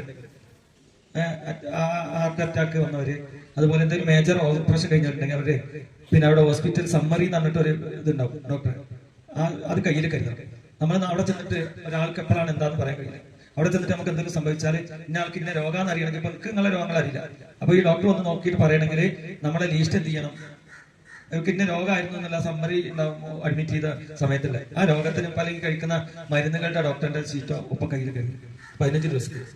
അതുകൊണ്ട് പ്രത്യേകം ശ്രദ്ധിക്കണമെന്ന് ഓർമ്മപ്പെടുത്തുക. അതുപോലെ മാനസികമായ അസുഖങ്ങളൊക്കെ ഉണ്ടെങ്കിൽ അത് റിപ്പോർട്ട് ചെയ്യണം. ഞങ്ങളൊക്കെ പോയിട്ട് ഞാനൊക്കെ അതിന്റെ 25 വർഷത്തിന്റെ ഇടയ്ക്ക് എത്രയോ അനുഭവങ്ങൾ നിങ്ങൾ ആളുകളായിട്ട് പിന്നെ ഒരു ഉമ്മ ഇപ്പൊ കഴിഞ്ഞ വർഷത്തെ മേലെ ഭാഷ ഒരു 10-25 വയസ്സ് പ്രായമുള്ള ഒരു പിന്നെ പെൺകുട്ടിയാണ്, പെണ്ണാണ്. 2 കുട്ടികളൊക്കെ ഉണ്ട്. അവര് മാനസികമായ ഗുളിക കഴിച്ചത്, അവിടേക്ക് ഗുളിക കൊണ്ടുപോയില്ല. അങ്ങനെ അവിടുന്ന് ഇളകി അവിടേക്ക് ആകെ പ്രയാസം ഉണ്ടാക്കി എന്ത് ചെയ്തു? റൂമിലൊക്കെ പൂട്ടിയിടേണ്ട ഗതികേട് വന്നു. കയ്യും കാലൊക്കെ കെട്ടി ഹോസ്പിറ്റലിൽ കൊണ്ടുവേണ്ടി വന്നു. അതുകൊണ്ട് ആ മരുന്ന് എന്ത് ചെയ്യുന്നു? അവിടുന്ന് ഉറക്കം ഇവിടുന്ന് പോയാൽ കുറവായിരിക്കും. അതേപോലെ മരുന്ന് കഴിക്കാതിരിക്കും. അതൊക്കെ വന്നാൽ അങ്ങനത്തെ അസുഖമുള്ള ആളുകൾക്ക് അത് അവിടുന്ന് അധികം. അതുകൊണ്ട് ഒരു കാരണവശാലും അങ്ങനത്തെ ആളുകൾ ഉണ്ടെങ്കിൽ മരുന്ന് എന്ത് ചെയ്യണം? അവരുടെ മരുന്ന് ഇവിടുന്ന് തന്നെ നാട്ടിൽ തന്നെ കൊണ്ടുപോകണം. അവിടെ അതിന് മരുന്നിട്ടില്ല, അവിടെ ഒരു പോയി ഇഞ്ചക്ഷൻ ഒക്കെ അല്ലെങ്കിൽ അഡ്മിറ്റ് ചെയ്യും. അതുകൊണ്ട് അത് കരുതണമെന്ന് ഓർമ്മപ്പെടുത്തുന്നു. ഇത്രയും കാര്യങ്ങളൊക്കെയാണ് നമ്മൾ കൊണ്ടുപോകേണ്ട വസ്തുക്കള്. ഇനി നിങ്ങൾക്ക് ആവശ്യമായ കാര്യങ്ങളൊക്കെ എന്ത് ചെയ്യാം? എന്തൊക്കെ നമ്മൾ ഉപയോഗിക്കുന്ന സാധനങ്ങളൊക്കെ വാങ്ങാം. എന്നിട്ട് എല്ലാ സാധനങ്ങളും റെഡിയായി നമ്മൾ എന്ത് ചെയ്യണം? പിന്നെ പോകുന്നതിന്റെ തലേദിവസം നന്ദിന്റെ കൂടെ വേണങ്ങൾ ഉറങ്ങരുത്. സായിനാത്ത പോണതിന്റെ തലേദിവസം എത്രാം തീയതി? 7-ാം തീയതി ഏതാ ദിവസം? ഞായറാഴ്ച. ഈ ഞായറാഴ്ച മേലെ ഞായറാഴ്ച എന്ത് ചെയ്യണം? ബാഗൊക്കെ ക്ലിയർ ആക്കണം. അന്ന് രാത്രി പരിപാടി വെക്കാൻ നിൽക്കരുത്. നമ്മളെ വീട്ടിലെ കുട്ടികളൊക്കെ വിളിച്ചത് ഞായറാഴ്ച രാത്രി വെക്കരുത്. എന്താ കാരണം അറിയോ? പിറ്റേ ദിവസം തിങ്കളാഴ്ച നമുക്ക് എന്തില്ല, ഉറക്കല്ല. അതുകൊണ്ട് ഈ ഞായറാഴ്ച നിർബന്ധമായി നിങ്ങൾ എന്ത് ചെയ്യണം? ഉറങ്ങണം. അതിനാണ് അന്നത്തെ ദിവസം പരിപാടി വെക്കരുത് എന്നാണ്. അല്ലെങ്കിൽ കുട്ടികളും മക്കളും പേരക്കുട്ടികളൊക്കെ പറഞ്ഞു വന്നാൽ അന്നത്തെ ഉറക്കവും പോയി, പിറ്റേ ദിവസം ഉറക്കം പോയി, പിന്നെ ഉമ്രി ഉണ്ടാവില്ല, ചെന്ന ഹോസ്പിറ്റലിൽ കൊണ്ടുവരും. അതുകൊണ്ട് അന്ന് പരിപാടി വെക്കാക്ക ഞായറാഴ്ച പകൽ വെച്ചോളി, പോകുന്നതിന്റെ തലേ ദിവസം. അത് പ്രത്യേകം ശ്രദ്ധിക്കാം. ഉറക്കം സാധനങ്ങൾ വെക്കേണ്ടത് ഒക്കെ രാത്രി ആകുമ്പോഴേക്ക് ഞായറാഴ്ച റെഡിയായിട്ട് ബാഗൊക്കെ റെഡിയാക്കി വെക്കാം. ഒരു ദിവസം കഴിക്കേണ്ട മരുന്ന് ചെറിയ ഹാൻഡ് ബാഗ് നമുക്ക് തരും. ഒരു ദിവസം കഴിക്കേണ്ട മരുന്ന് ഇതിൽ വെക്കാം, ഹാൻഡ് ബാഗിൽ വെക്കാം. അപ്പൊ അത്യാവശ്യം ശ്രദ്ധിച്ചു.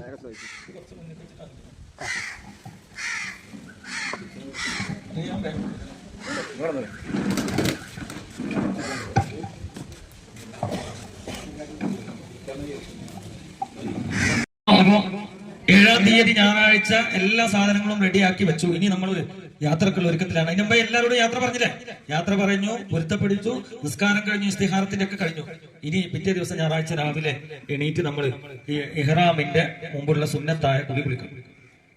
2 ഫ്ലൈറ്റിൽ പോകേണ്ടവര് ഇവിടെ കൊടക്കാട് എത്തേണ്ടത് ഇൻഡിഗോ ഫ്ലൈറ്റിൽ പോകേണ്ട ആളുകൾ ഈ ഫ്ലൈറ്റ് മാറിയതേ, ഫ്ലൈറ്റ് മാറി ഞങ്ങളെ പൈസ പോകും. ഞങ്ങൾക്കൊന്ന് ഞാൻ നേരത്തെ പോകും. നിങ്ങൾ മറ്റേ ഉസ്താദെ എന്റെ ഫോണിൽ വിളിച്ചിട്ട് അല്ലെ ഒക്കെ ഞാൻ കാര്യങ്ങൾ പറയും. 1ാമത്തെ ഇൻഡിഗോ ഫ്ലൈറ്റിലാണ് ഞാനും ഈ യൂസഫ് ഉസ്താദ് പോരുന്നത്. ഞങ്ങൾ 2 പേരുണ്ടാവും, 2 ബസ് ഉണ്ട്. 2ാമത്തെ ഫ്ലൈറ്റിൽ നാസർ ഉസ്താദ് 10-20 പരിചയമുള്ള ഒരു ഉസ്താദ് തന്നെയാണ്. അയാളെ നമ്പർ അയാളിപ്പോ ഉംറ ചെയ്തുകൊണ്ട് അവിടെ, അതുകൊണ്ടാണ് ക്ലാസ്സിൽ വരാറ്. അയാളെ നമ്പർ ഞാൻ ഗ്രൂപ്പിലിടും. ഇനി 2 ഗ്രൂപ്പാക്കും. ഇത് 2 ഗ്രൂപ്പാക്കും കേട്ടോ.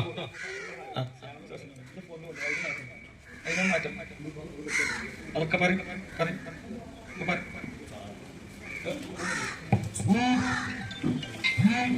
എല്ലാവരും ഒരു ഗ്രൂപ്പിലാണ് കിടക്കുന്നത്. അതിനെ റിമൂവ് ആക്കി പുതിയൊരു ഗ്രൂപ്പ് ഉണ്ടാക്കും.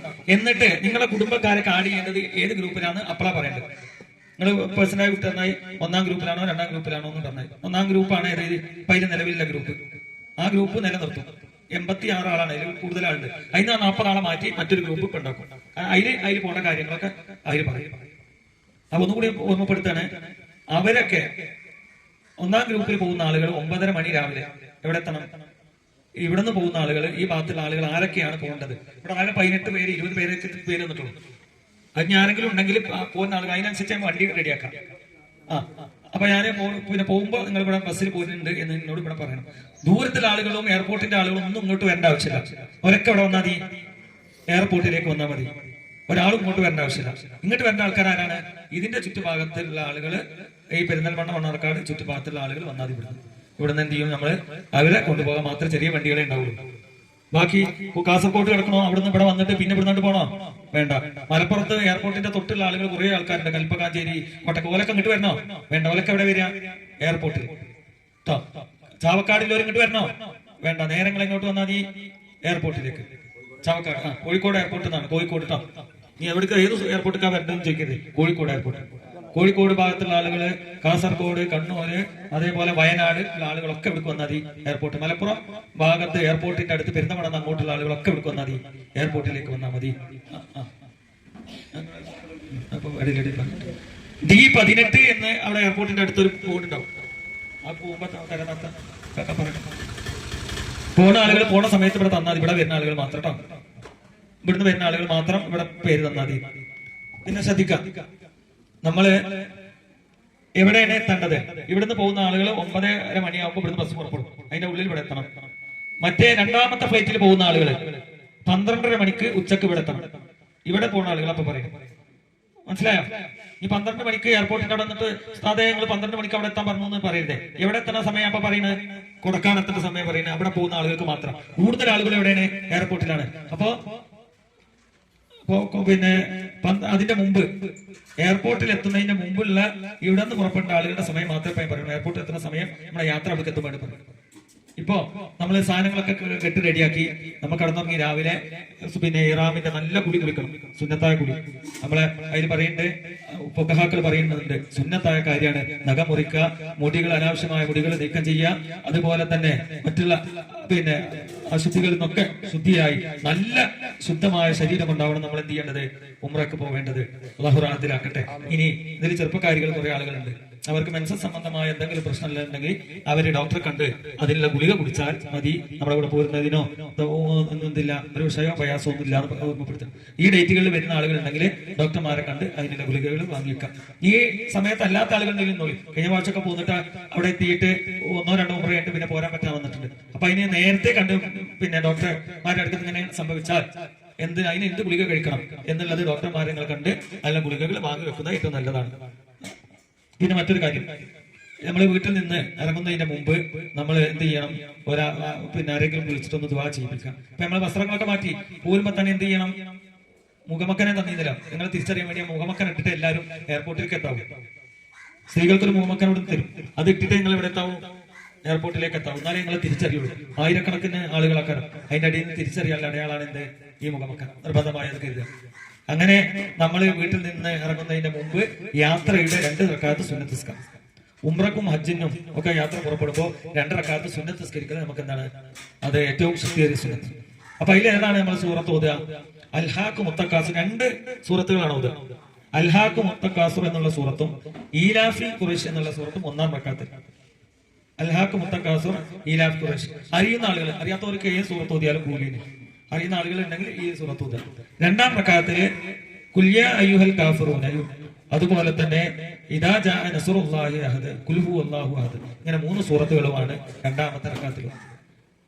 ഈ സൂറത്തുകൾ ഒന്നുകൂടി പറഞ്ഞുതരാം. 1-ാം റക്അത്ത് അൽഹാഖ് മുത്തക്കാസുർ, 2-ാം റക്അത്തില് ഈലാഫി ഖുറൈശ്, 2-ാം റക്അത്തില് ഖുൽ യാ അയ്യുഹൽ കാഫിറൂന സൂറത്ത്, അതുപോലെ തന്നെ നസ്ർ സൂറത്ത് എന്ന് പറയുന്ന ഇദാ ജാ നസ്റുല്ലാഹി സൂറത്ത്, അതേപോലെ തന്നെ ഖുൽ ഹുവല്ലാഹു അഹദ്, ഇഖ്ലാസ് സൂറത്ത്. ഈ 2 ഈ റക്അത്ത് നമ്മൾ നിസ്കരിച്ച് അള്ളാഹുവിനോട് ദുആ ചെയ്യണം. പടച്ചോനെ, 4000 കിലോമീറ്റർ അകലത്തേക്കാണ് നമ്മൾ എന്ത് ചെയ്യുന്നത്, യാത്ര പുറപ്പെടുന്നത്. അപ്പൊ അള്ളാഹു ഫ്ലൈറ്റിൽ നമ്മൾ യാത്ര സഞ്ചരിക്കുന്നുണ്ട്. അപ്പൊ അടുത്ത് നമ്മൾ കണ്ടില്ലേ അഹമ്മദാബാദ് സംഭവം നടന്ന് നിങ്ങൾക്ക് അറിയില്ലേ. അപ്പൊ നമ്മളൊന്നും സുരക്ഷിതരല്ല, അള്ളാഹുവിന്റെ അടുക്കലാണ് നമ്മുടെയൊക്കെ എന്ത്. അതുകൊണ്ട് അള്ളാഹുവിനോട് നമ്മൾ എന്ത് ചെയ്യണം, അള്ളാഹുവിനോട് നമ്മൾ അകമഴിഞ്ഞ് നല്ല കണ്ണീരൊലിപ്പിച്ചുകൊണ്ട് ദുആ ചെയ്യാം. പടച്ചവനെ, ഞാൻ ഇത്രയും ദൂരം യാത്ര പുറപ്പെടുകയാണ്. എന്റെ കുട്ടി മുതല്, എന്റെ വീട്, എന്റെ മക്കള്, പേരക്കുട്ടികൾ അടക്കമുള്ളവരെ ഇവിടെ അള്ളാഹുവിനെ തവക്കുലാക്കി നമ്മൾ ഇവിടുന്ന് പുറപ്പെടും. അപ്പൊ കണ്ണീരൊലിപ്പിച്ചുകൊണ്ട് ദുആ ചെയ്ത് റാഹത്താകാൻ വേണ്ടി നിങ്ങൾ എന്ത് ചെയ്യണം, ആ 2 റക്അത്ത് നിസ്കാരം കഴിഞ്ഞ് അള്ളാഹുവിനോട് ദുആ ചെയ്ത് നമ്മള് അവിടെ ഉസ്താദൊക്കെ ഉണ്ടെങ്കിൽ ദുആ ചെയ്യിപ്പിച്ച് നമ്മള് വീട്ടിൽ നിന്ന് യാത്ര പുറപ്പെടുകയാണ്. യാത്ര പുറപ്പെടുമ്പോ നമ്മള് ഹജ്ജിനും ഉംറക്കുമല്ലേ, അപ്പൊ വലത് കാല് വെച്ചിട്ട് ഇറങ്ങാന്ന് കരുതിയാൽ നടക്കൂല. മഹാനായ ഇമാം മാലിക് റളിയല്ലാഹു അൻഹു പറയുന്നത്, അവിടെ ഇടത് കാല് വെച്ചിട്ടാവണം ഹജ്ജിനും ഉംറക്കും പോകുന്ന ആളുകൾ വീട്ടിൽ നിന്ന് ഇറങ്ങേണ്ടത്. ഏത് കാലം വെക്കണ്ടേ, ഇടത് കാല്. എന്നിട്ട് ബിസ്മില്ലാഹി തവക്കൽതു അലല്ലാഹ് ലാ ഹൗല വലാ ഖുവത ഇല്ലാ ബില്ലാഹിൽ അലിയിൽ അലീം. അല്ലാഹുവിനെ ഭാരം ഏൽപ്പിച്ചുകൊണ്ട് എല്ലാ കാര്യങ്ങളും ഇനി ആര് നോക്കുക, നമ്മുടെ അടുക്കലൊന്നുമല്ല. എല്ലാ നിയന്ത്രണം ആരായിലാണ്, അല്ലാഹുവിന്റെ അടുക്കലാണ്. അപ്പൊ റാഹത്തോടു കൂടി പോയി തിരിച്ചു വരാം, ഈ തൗഫീഖ് നൽകണേ. എല്ലാവരോടും സലാം. അപ്പൊ അവിടെ കരയാനും ചെയ്യാനൊന്നും പോകണ്ട. നമ്മളിന്ന് സലാം പറഞ്ഞ ദുആ ചെയ്യണമെന്ന് പറഞ്ഞിട്ട് വേഗം എന്ത് ചെയ്യാൻ പോവുക. അങ്ങനെ ഈ പറഞ്ഞ കാര്യങ്ങളൊക്കെ നോക്കുക, നേരെ വാഹനത്തിലേക്ക് കയറുക. അപ്പോ ഒരു സംശയം, എപ്പോഴാണ് ഇറങ്ങണം കൂടിയെന്ന്. കാസർഗോഡുള്ള ആളുകള് എയർപോർട്ടിൽ എത്തേണ്ട സമയപ്പോഴാണ് എല്ലാവരും 1-ാം ഫ്ലൈറ്റിൽ പോകുന്നവര് നൂറുസ്കാരം കഴിഞ്ഞ് 12:30 മണി, 1 മണിക്കുള്ളിലായി എവിടെ എത്തണം, എയർപോർട്ടിലേക്ക് എത്തിച്ചേരണം. നൂറുസ്കാരം ആദ്യം കഴിക്കണം. ഭക്ഷണം ഉച്ചക്കുള്ളത് നിങ്ങൾ എന്ത് ചെയ്യണം, കഴിക്കണം. അപ്പൊ രാത്രിക്ക് നീ എന്ത് ചെയ്യും, നമ്മള് ഭക്ഷണം രാത്രി നമുക്ക് എവിടെ കിട്ടുന്നുണ്ട്, അവിടെ കിട്ടും. പക്ഷെ ഇവിടുത്തെ സമയം വ്യത്യാസമുണ്ട്. അവിടെ രാത്രി 10 മണി 10:30 കൂടി 1-ാം ഫ്ലൈറ്റ് അവിടെ ഭക്ഷണത്തിനെത്തും. പക്ഷേ അവിടുത്തെ 10 എന്ന് പറഞ്ഞാൽ ഇവിടുത്തെ എത്ര മണിയാവും, 12 മണിയൊക്കെ. അപ്പൊ ഈ പ്രമേഹമുള്ളവര്, ഷുഗർ ഉള്ളവരൊക്കെ എന്തെങ്കിലും ഒരു ഭക്ഷണം രാത്രിക്കുള്ളത് കയ്യിൽ കരുതണം. അത് എന്തിനാണെന്നറിയാം, ഫ്ലൈറ്റിൽ കരുതാം. എല്ലാവരും കരുതിക്കൊള്ളി. ഇപ്പൊ ഷുഗറും പ്രഷറൊന്നും നോക്കണ്ട, എല്ലാവരും കുറച്ച് കുറച്ച് കരുതണം. നമുക്ക് മക്കത്ത് ചെയ്യുന്ന ഭക്ഷണം ഉണ്ടാവും രാത്രി. പക്ഷെ അവിടെ എത്തുന്ന സമയം രാത്രി അർദ്ധരാത്രിയോ ഒക്കെ ആവും. ഇവിടുത്തെ അർദ്ധരാത്രിയാവും. അവിടെ 10 മണിയോ 11 മണി 12 മണിക്കൊക്കെ എത്തും 2-ാം ഫ്ലൈറ്റ്. നിർബന്ധമായിട്ട് എന്ത് വേണം, ഭക്ഷണം കരുതണം. രാത്രിക്കുള്ള നിങ്ങൾ കരുതണം. നമ്മൾ പോകുന്ന ഫ്ലൈറ്റുകളിലൊന്നും എന്തില്ല, ഭക്ഷണമല്ല. ഒരു പച്ചവെള്ളം തരുവാറ്. ഈ ഫ്ലൈറ്റ് ഒക്കെ അങ്ങനെ. ഇവിടുന്ന് ജിദ്ദയ്ക്ക് പോണ ഫ്ലൈറ്റുകളൊക്കെ അങ്ങനെ. നമ്മളെ നല്ല എല്ലാവരും അങ്ങനെ തന്നെ.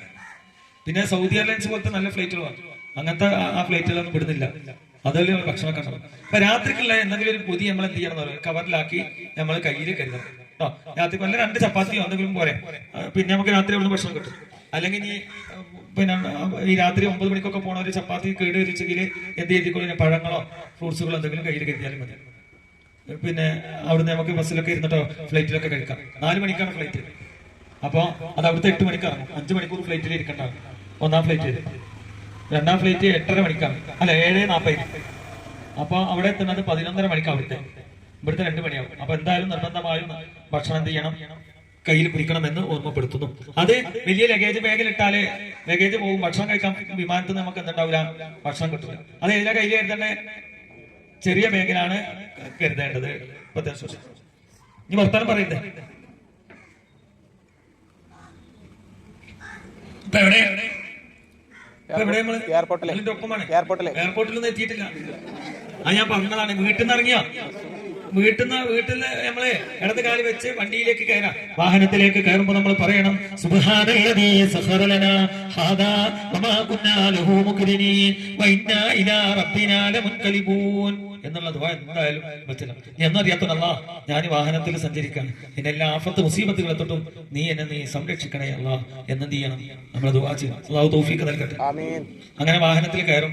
കാസർഗോഡ് ഉള്ളവരൊക്കെ രാത്രി 12 മണി കഴിഞ്ഞാൽ തന്നെ പുറപ്പെട്ടിരും. എന്നാലേ രാവിലെ പിന്നെ കോഴിക്കോട് എത്തണം. അവിടെ നിന്ന് പിന്നെ എവിടേക്ക് എത്തണം, എയർപോർട്ടിലേക്ക് എത്ര മണിക്ക് എത്തണം? 1 മണിയുടെ ഉള്ളിലായി എയർപോർട്ടിൽ എത്തണം. അപ്പൊ അതിന് കണക്കാക്കി ഓരോ നാട്ടിലും അതേപോലെ മലപ്പുറം ഭാഗത്തുള്ളവരൊക്കെ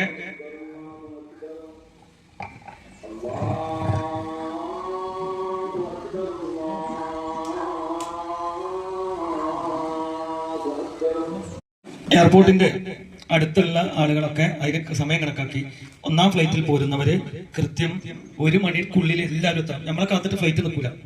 1 മണി 1:15 കൂടിയിട്ട് ഉള്ളിലേക്ക് എല്ലാവരും പോകും. നിങ്ങളെ പാസ്പോർട്ട് കുറച്ചേരം കാത്തുക്കും, ഇല്ലെങ്കിൽ അത് പാസ്പോർട്ട് അവിടെ ഉണ്ടാവും. പിന്നെ ഒരു 1:30 മണിയൊക്കെ കഴിഞ്ഞാൽ ഒരു ക്ലോസ് ചെയ്യും. അതുകൊണ്ട് നിങ്ങൾ അതിന്റെ മുമ്പ് തന്നെ ആ എയർപോർട്ടിലേക്ക് എന്ത് ചെയ്യണം, എത്തിച്ചേരും. അന്ന് കുറച്ച് നേരത്തെ ഇറങ്ങിയപ്പോൾ ഉച്ചഭക്ഷണം കഴിച്ചിട്ട് രാത്രിക്ക് എന്തെങ്കിലും കയ്യിൽ കരുതുന്നത് നല്ലതാണ് കേട്ടോ. മറ്റ് 2ാം ഫ്ലൈറ്റിൽ പോരുന്ന ആളുകള് കൃത്യം 3:30 മണിക്ക് ബാങ്ക് കൊടുത്ത ഉടനെ അവിടെ എയർപോർട്ടിന്റെ അടുത്ത് നിസ്കരിച്ച് 3:45 കൂടി നിർബന്ധമായിട്ട് എന്ത് ചെയ്യണം, അവിടെ എത്തണം. 4 മണിക്കുള്ളിലേക്ക് പ്രവേശിക്കും അവര്.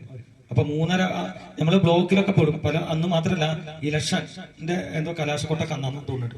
നമുക്ക് വോട്ടൊന്നും ചെയ്യാൻ പറ്റില്ല. അത് പിന്നെന്താണ്, അത് പേടിക്കൊന്നും വേണ്ട. കാരണം എന്താ വെച്ചാൽ നമ്മള് പിന്നെ പൗരത്വത്തിന്റെ വിഷയമൊന്നും ഈ വിഷയത്തിലല്ല വരുന്നത്. ഞാൻ സാന്ദർഭികമായി പറഞ്ഞോന്നുള്ളൂ. അത് വേറെ ഇത് വേറെ, ഇത് പഞ്ചായത്ത് തന്നെ. അപ്പൊ നമ്മൾ ശ്രദ്ധിക്കേണ്ടത് എപ്പോഴും 1/2 മണിക്കൂർ നേരത്തെ നമ്മൾ ഇറങ്ങി എന്ത് ചെയ്യാം, പുറപ്പെടാം. ബ്ലോക്കിലൊക്കെ പെടാൻ സാധ്യതയുണ്ട്. അപ്പൊ അതിന് കണക്കാക്കി വരാം. നമ്മൾ ബ്ലോക്ക് പൊട്ടു ഉസ്താദ് എന്താ ചെയ്യാന്ന് വെച്ചാൽ നമുക്ക് ഫ്ലൈറ്റ് നമ്മൾ പറഞ്ഞാൽ നിൽക്കുക ഇല്ല.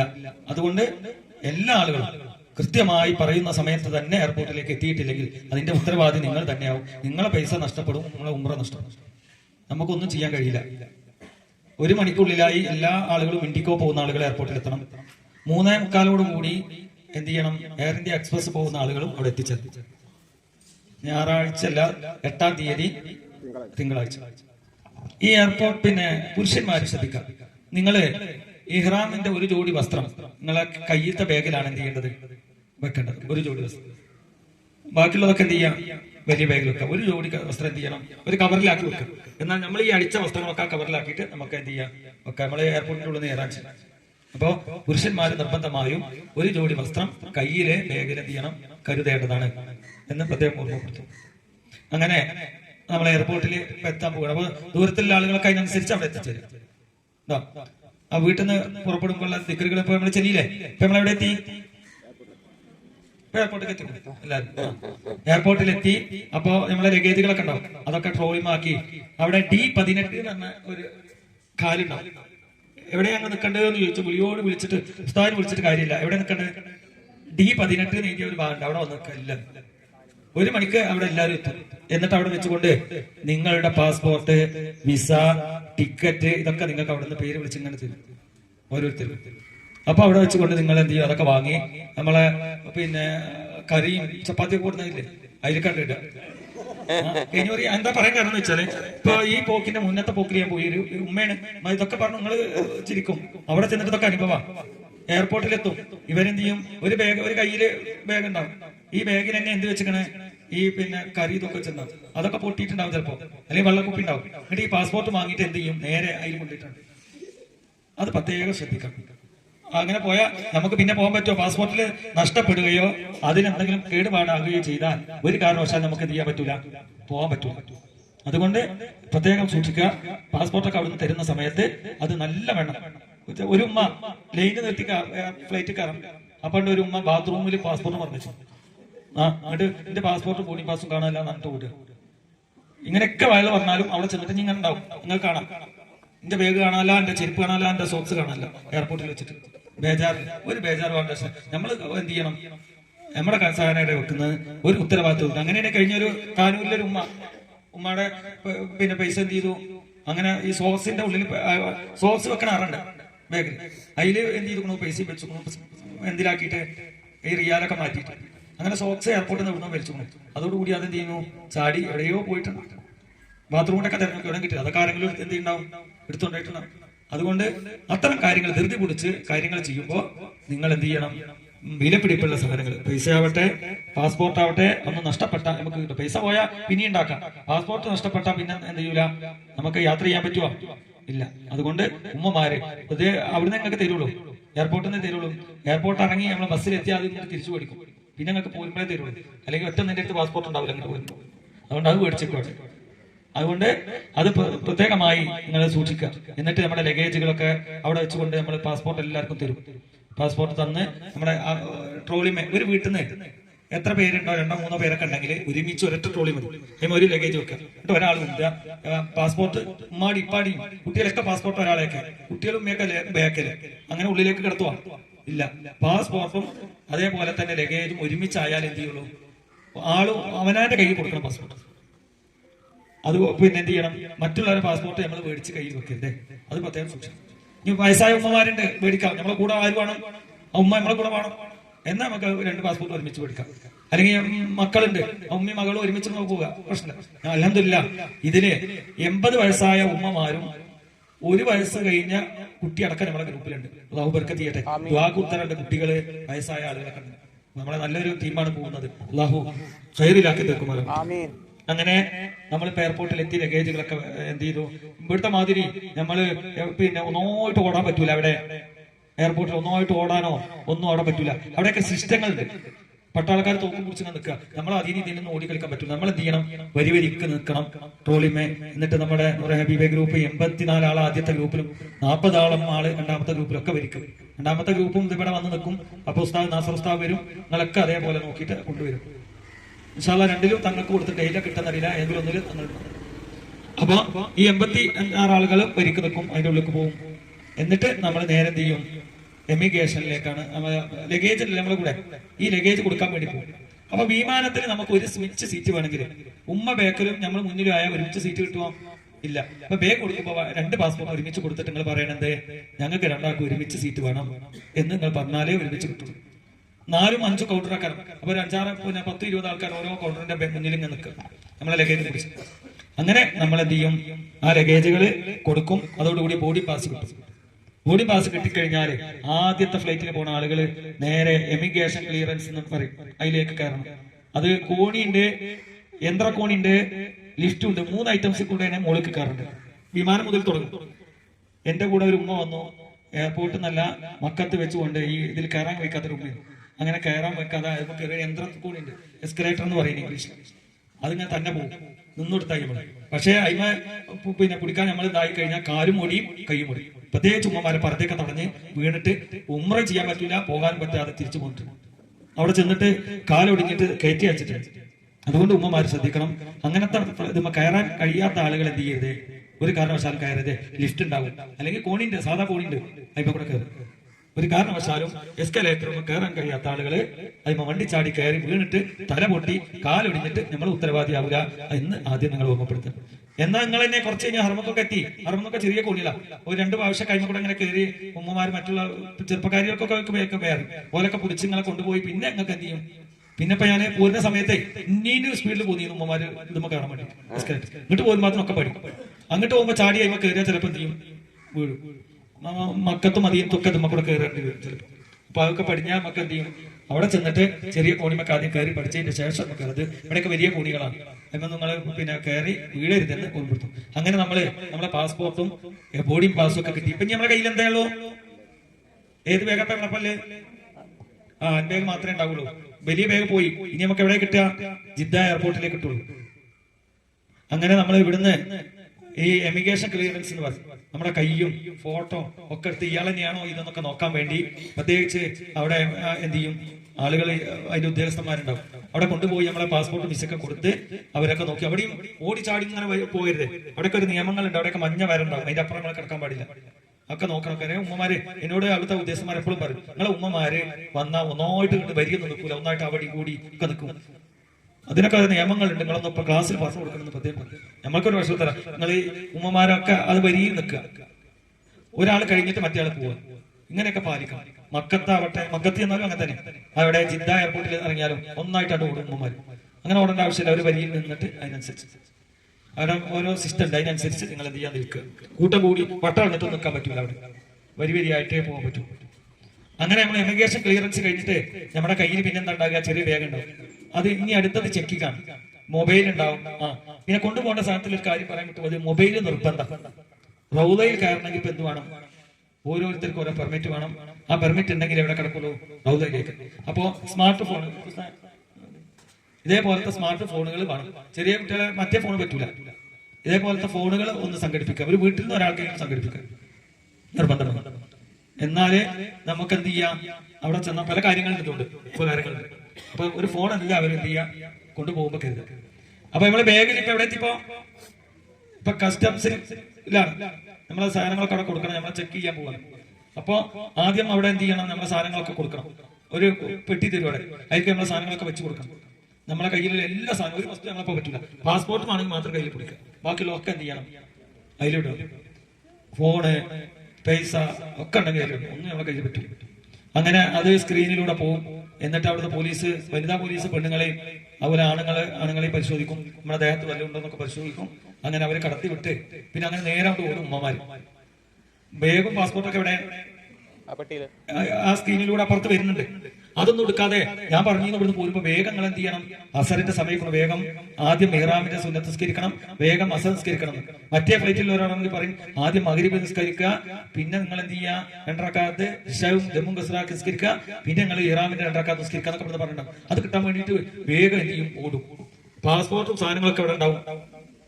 അവിടെ കിടക്കേണ്ട ആ സ്ക്രീനിന്റെ പുറത്തൊന്നും കിടക്കുന്നുണ്ട്. അതൊന്നും നോക്കൂല ഉമ്മമാരെടുത്താണ് അധികം പറയുക. അവിടെ ഉമ്മമാരെന്ന് പറയുന്നത്. അത് പ്രത്യേകം ശ്രദ്ധിക്കണം. പോരുതേ. അത് എടുത്ത് നമ്മുടെ എവിടെ നമ്മൾ കൊടുത്തോ അവിടുന്ന് നമുക്ക് എന്ത് വാങ്ങണം? അത് വാങ്ങണം. പിന്നെ പലരുണ്ട് മാറിപ്പോകും. മാറിയ നമ്മള് വേഗം എല്ലാവരും ഒരേപോലെ വരിക.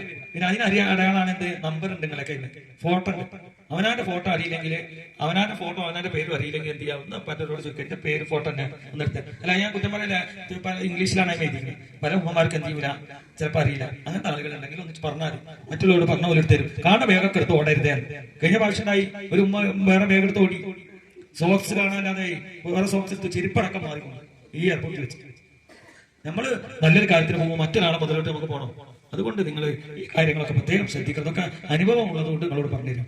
എയർപോർട്ടിൽ നിങ്ങൾ ആ കാര്യം പ്രത്യേകം ശ്രദ്ധിക്കുക. ഇനി നമ്മൾ മുഖ്യമായ കാര്യത്തിലേക്ക് വരികയാണ്. ഇബാദത്താണ് ഉംറക്ക് ഇറങ്ങിയത്. അങ്ങനെ നമ്മള് ഇതൊക്കെ കഴിഞ്ഞ് നേരെ നമ്മളെ പിന്നെ അവിടെ ഒതുണ്ടാക്കാനും ബാത്റൂമൊക്കെ സൗകര്യമുണ്ട്. അതൊക്കെ കഴിഞ്ഞ് ഒതുണ്ടാക്കി നേരെ വന്നിട്ട് 2 റക്അത്ത് ഇഹ്റാമിന്റെ മുമ്പുള്ള 2 റക്അത്ത് സുന്നത്ത് ഫസ്റ്റ് പോണവര്. അതെന്താണെന്നറിയോ? അസർ നിസ്കാരം കഴിഞ്ഞിട്ട് ഇഹ്റാം നിസ്കരിക്കാൻ പറ്റില്ല. നമ്മൾ അവിടുന്ന് അസർ എന്ത് ചെയ്യും? നിസ്കരിക്കാണ്ട് അസറ് 2 റക്അത്ത് കസറാക്കി നിസ്കരിക്കാം. യാത്ര പുറപ്പെട്ട് കഴിഞ്ഞാല് അവർക്കൊക്കെ ജമ്മും കസറും നിസ്കരിക്കാം. അതേപോലെ ജമ്മും കസറും നിസ്കരിക്കാത്തവർ കൈവക്കി. ഇത്തിരി ആളുകൾ ആദ്യം പോണവരാണ് അല്ലെ, അതുകൊണ്ടാണ് നിസ്കരിക്കാത്തത്. ഇവിടുന്ന് അങ്ങോട്ടൊക്കെ എന്ത് ചെയ്യും? ജമ്മും കസറാണ്. ഹബീബുനാ റസൂലുള്ളാഹി സ്വല്ലല്ലാഹു അലൈഹി വസല്ലം പറയുന്നു, അള്ളാന്റെ ഹബീബ് ഏത് യാത്രക്ക് വേണ്ടി 120-130 കിലോമീറ്റർ യാത്ര പുറപ്പെടുന്ന അവസരത്തിൽ അള്ളാന്റെ ഹബീബുനാ റസൂലുള്ളാഹി ജമ്മും കസറുമാക്കിയിട്ടായിരുന്നു ഫർള് നിസ്കാരം നിസ്കരിക്കുന്നത്. അപ്പൊ റസൂലുള്ള സഹാബത്തിനോട് പറയും, ഇങ്ങനെ നിസ്കരിക്കണം നിങ്ങൾ. എന്തിനാണെന്നറിയോ? യാത്രക്കാർക്ക് അള്ളാഹു തന്ന ഒരു വിടുതിയാണിത്. അതുകൊണ്ട് അത് ഉപയോഗപ്പെടുത്തണം. അവർക്ക് ഏറ്റവും നല്ലത് ഇങ്ങനെ നിസ്കരിക്കലാണ്. കാരണം ഫ്ലൈറ്റിലാക്കാൻ അല്ലെങ്കിൽ കളയാവൂലേ? ആ സമയത്ത് ഫ്ലൈറ്റ് നിസ്കരിക്കാൻ പറ്റുമോ? ഇല്ല. അതുകൊണ്ട് ജമ്മു കസറുമാർക്ക് നിങ്ങൾ നിസ്കരിക്കുമ്പോ നിങ്ങൾക്ക് അതുകൊണ്ട് പല നേട്ടങ്ങളുണ്ട്. അപ്പൊ ജമ്മു കസർ എന്ന് പറഞ്ഞാൽ എന്താണ്? 4 റക്അത്തുള്ള നിസ്കാരം ചുരുക്കി 2 റക്അത്താക്കി നിസ്കരിക്കുന്നതിനാണ് എന്ത് പറയാ? കസർ എന്ന് പറയുക. അപ്പോൾ മഗ്‌രിബും സുബഹി എന്ത് ചെയ്യാൻ പറ്റൂല? കസറാക്കാൻ പറ്റുമോ? ഇല്ല. അതേപോലെ ജമ്മു എന്ന് പറഞ്ഞാൽ ജമ്മു തഖ്ദീം, ജമ്മു തഖീർ, പിന്തിച്ച് ജമ്മാക്കാം, മുന്തിച്ച് ജമ്മാക്കാം, അങ്ങനെ 2 ജമ്മുകളുണ്ട്. ഇപ്പൊ ലുഹറിനെ അസറിലേക്കും പിന്തിക്കാം, അസറിനെ എന്ത് ചെയ്യാ? ലുഹറിലേക്കും മുന്തിക്കുകയും ചെയ്യും. മഗ്‌രിബിനെ ഇശായിലേക്ക് പിന്നെന്ത് ചെയ്യാ? പിന്തിക്കാം.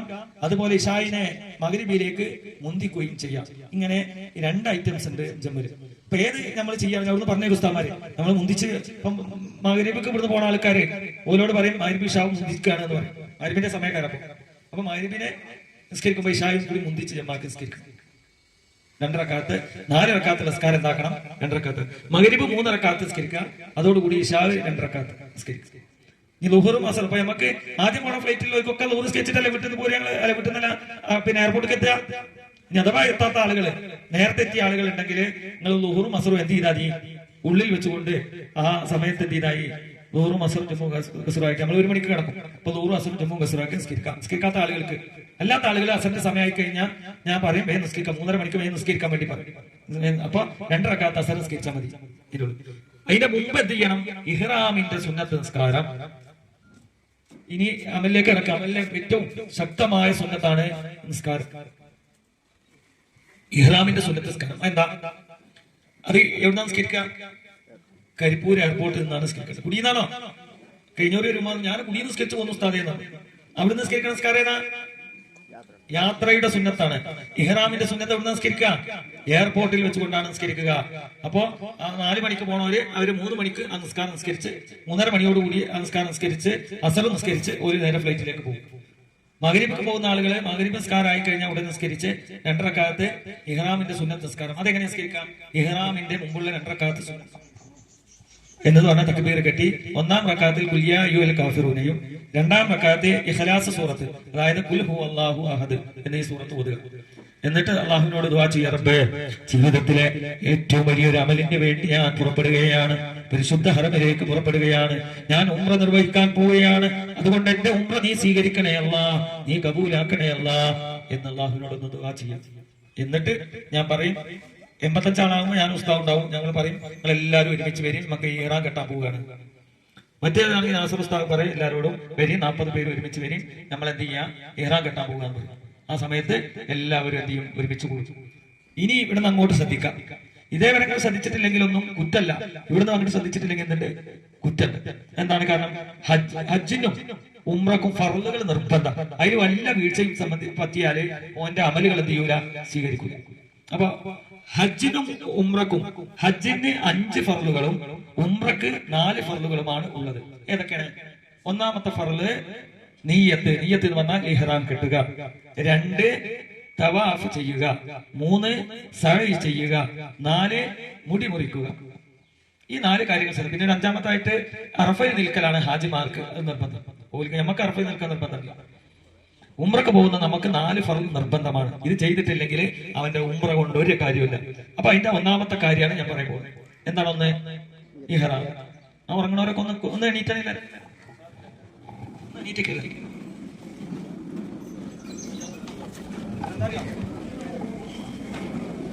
കുറെ നേരം നിൽക്കണല്ലേ ബോധം പറയും. ഇരുന്നോളി.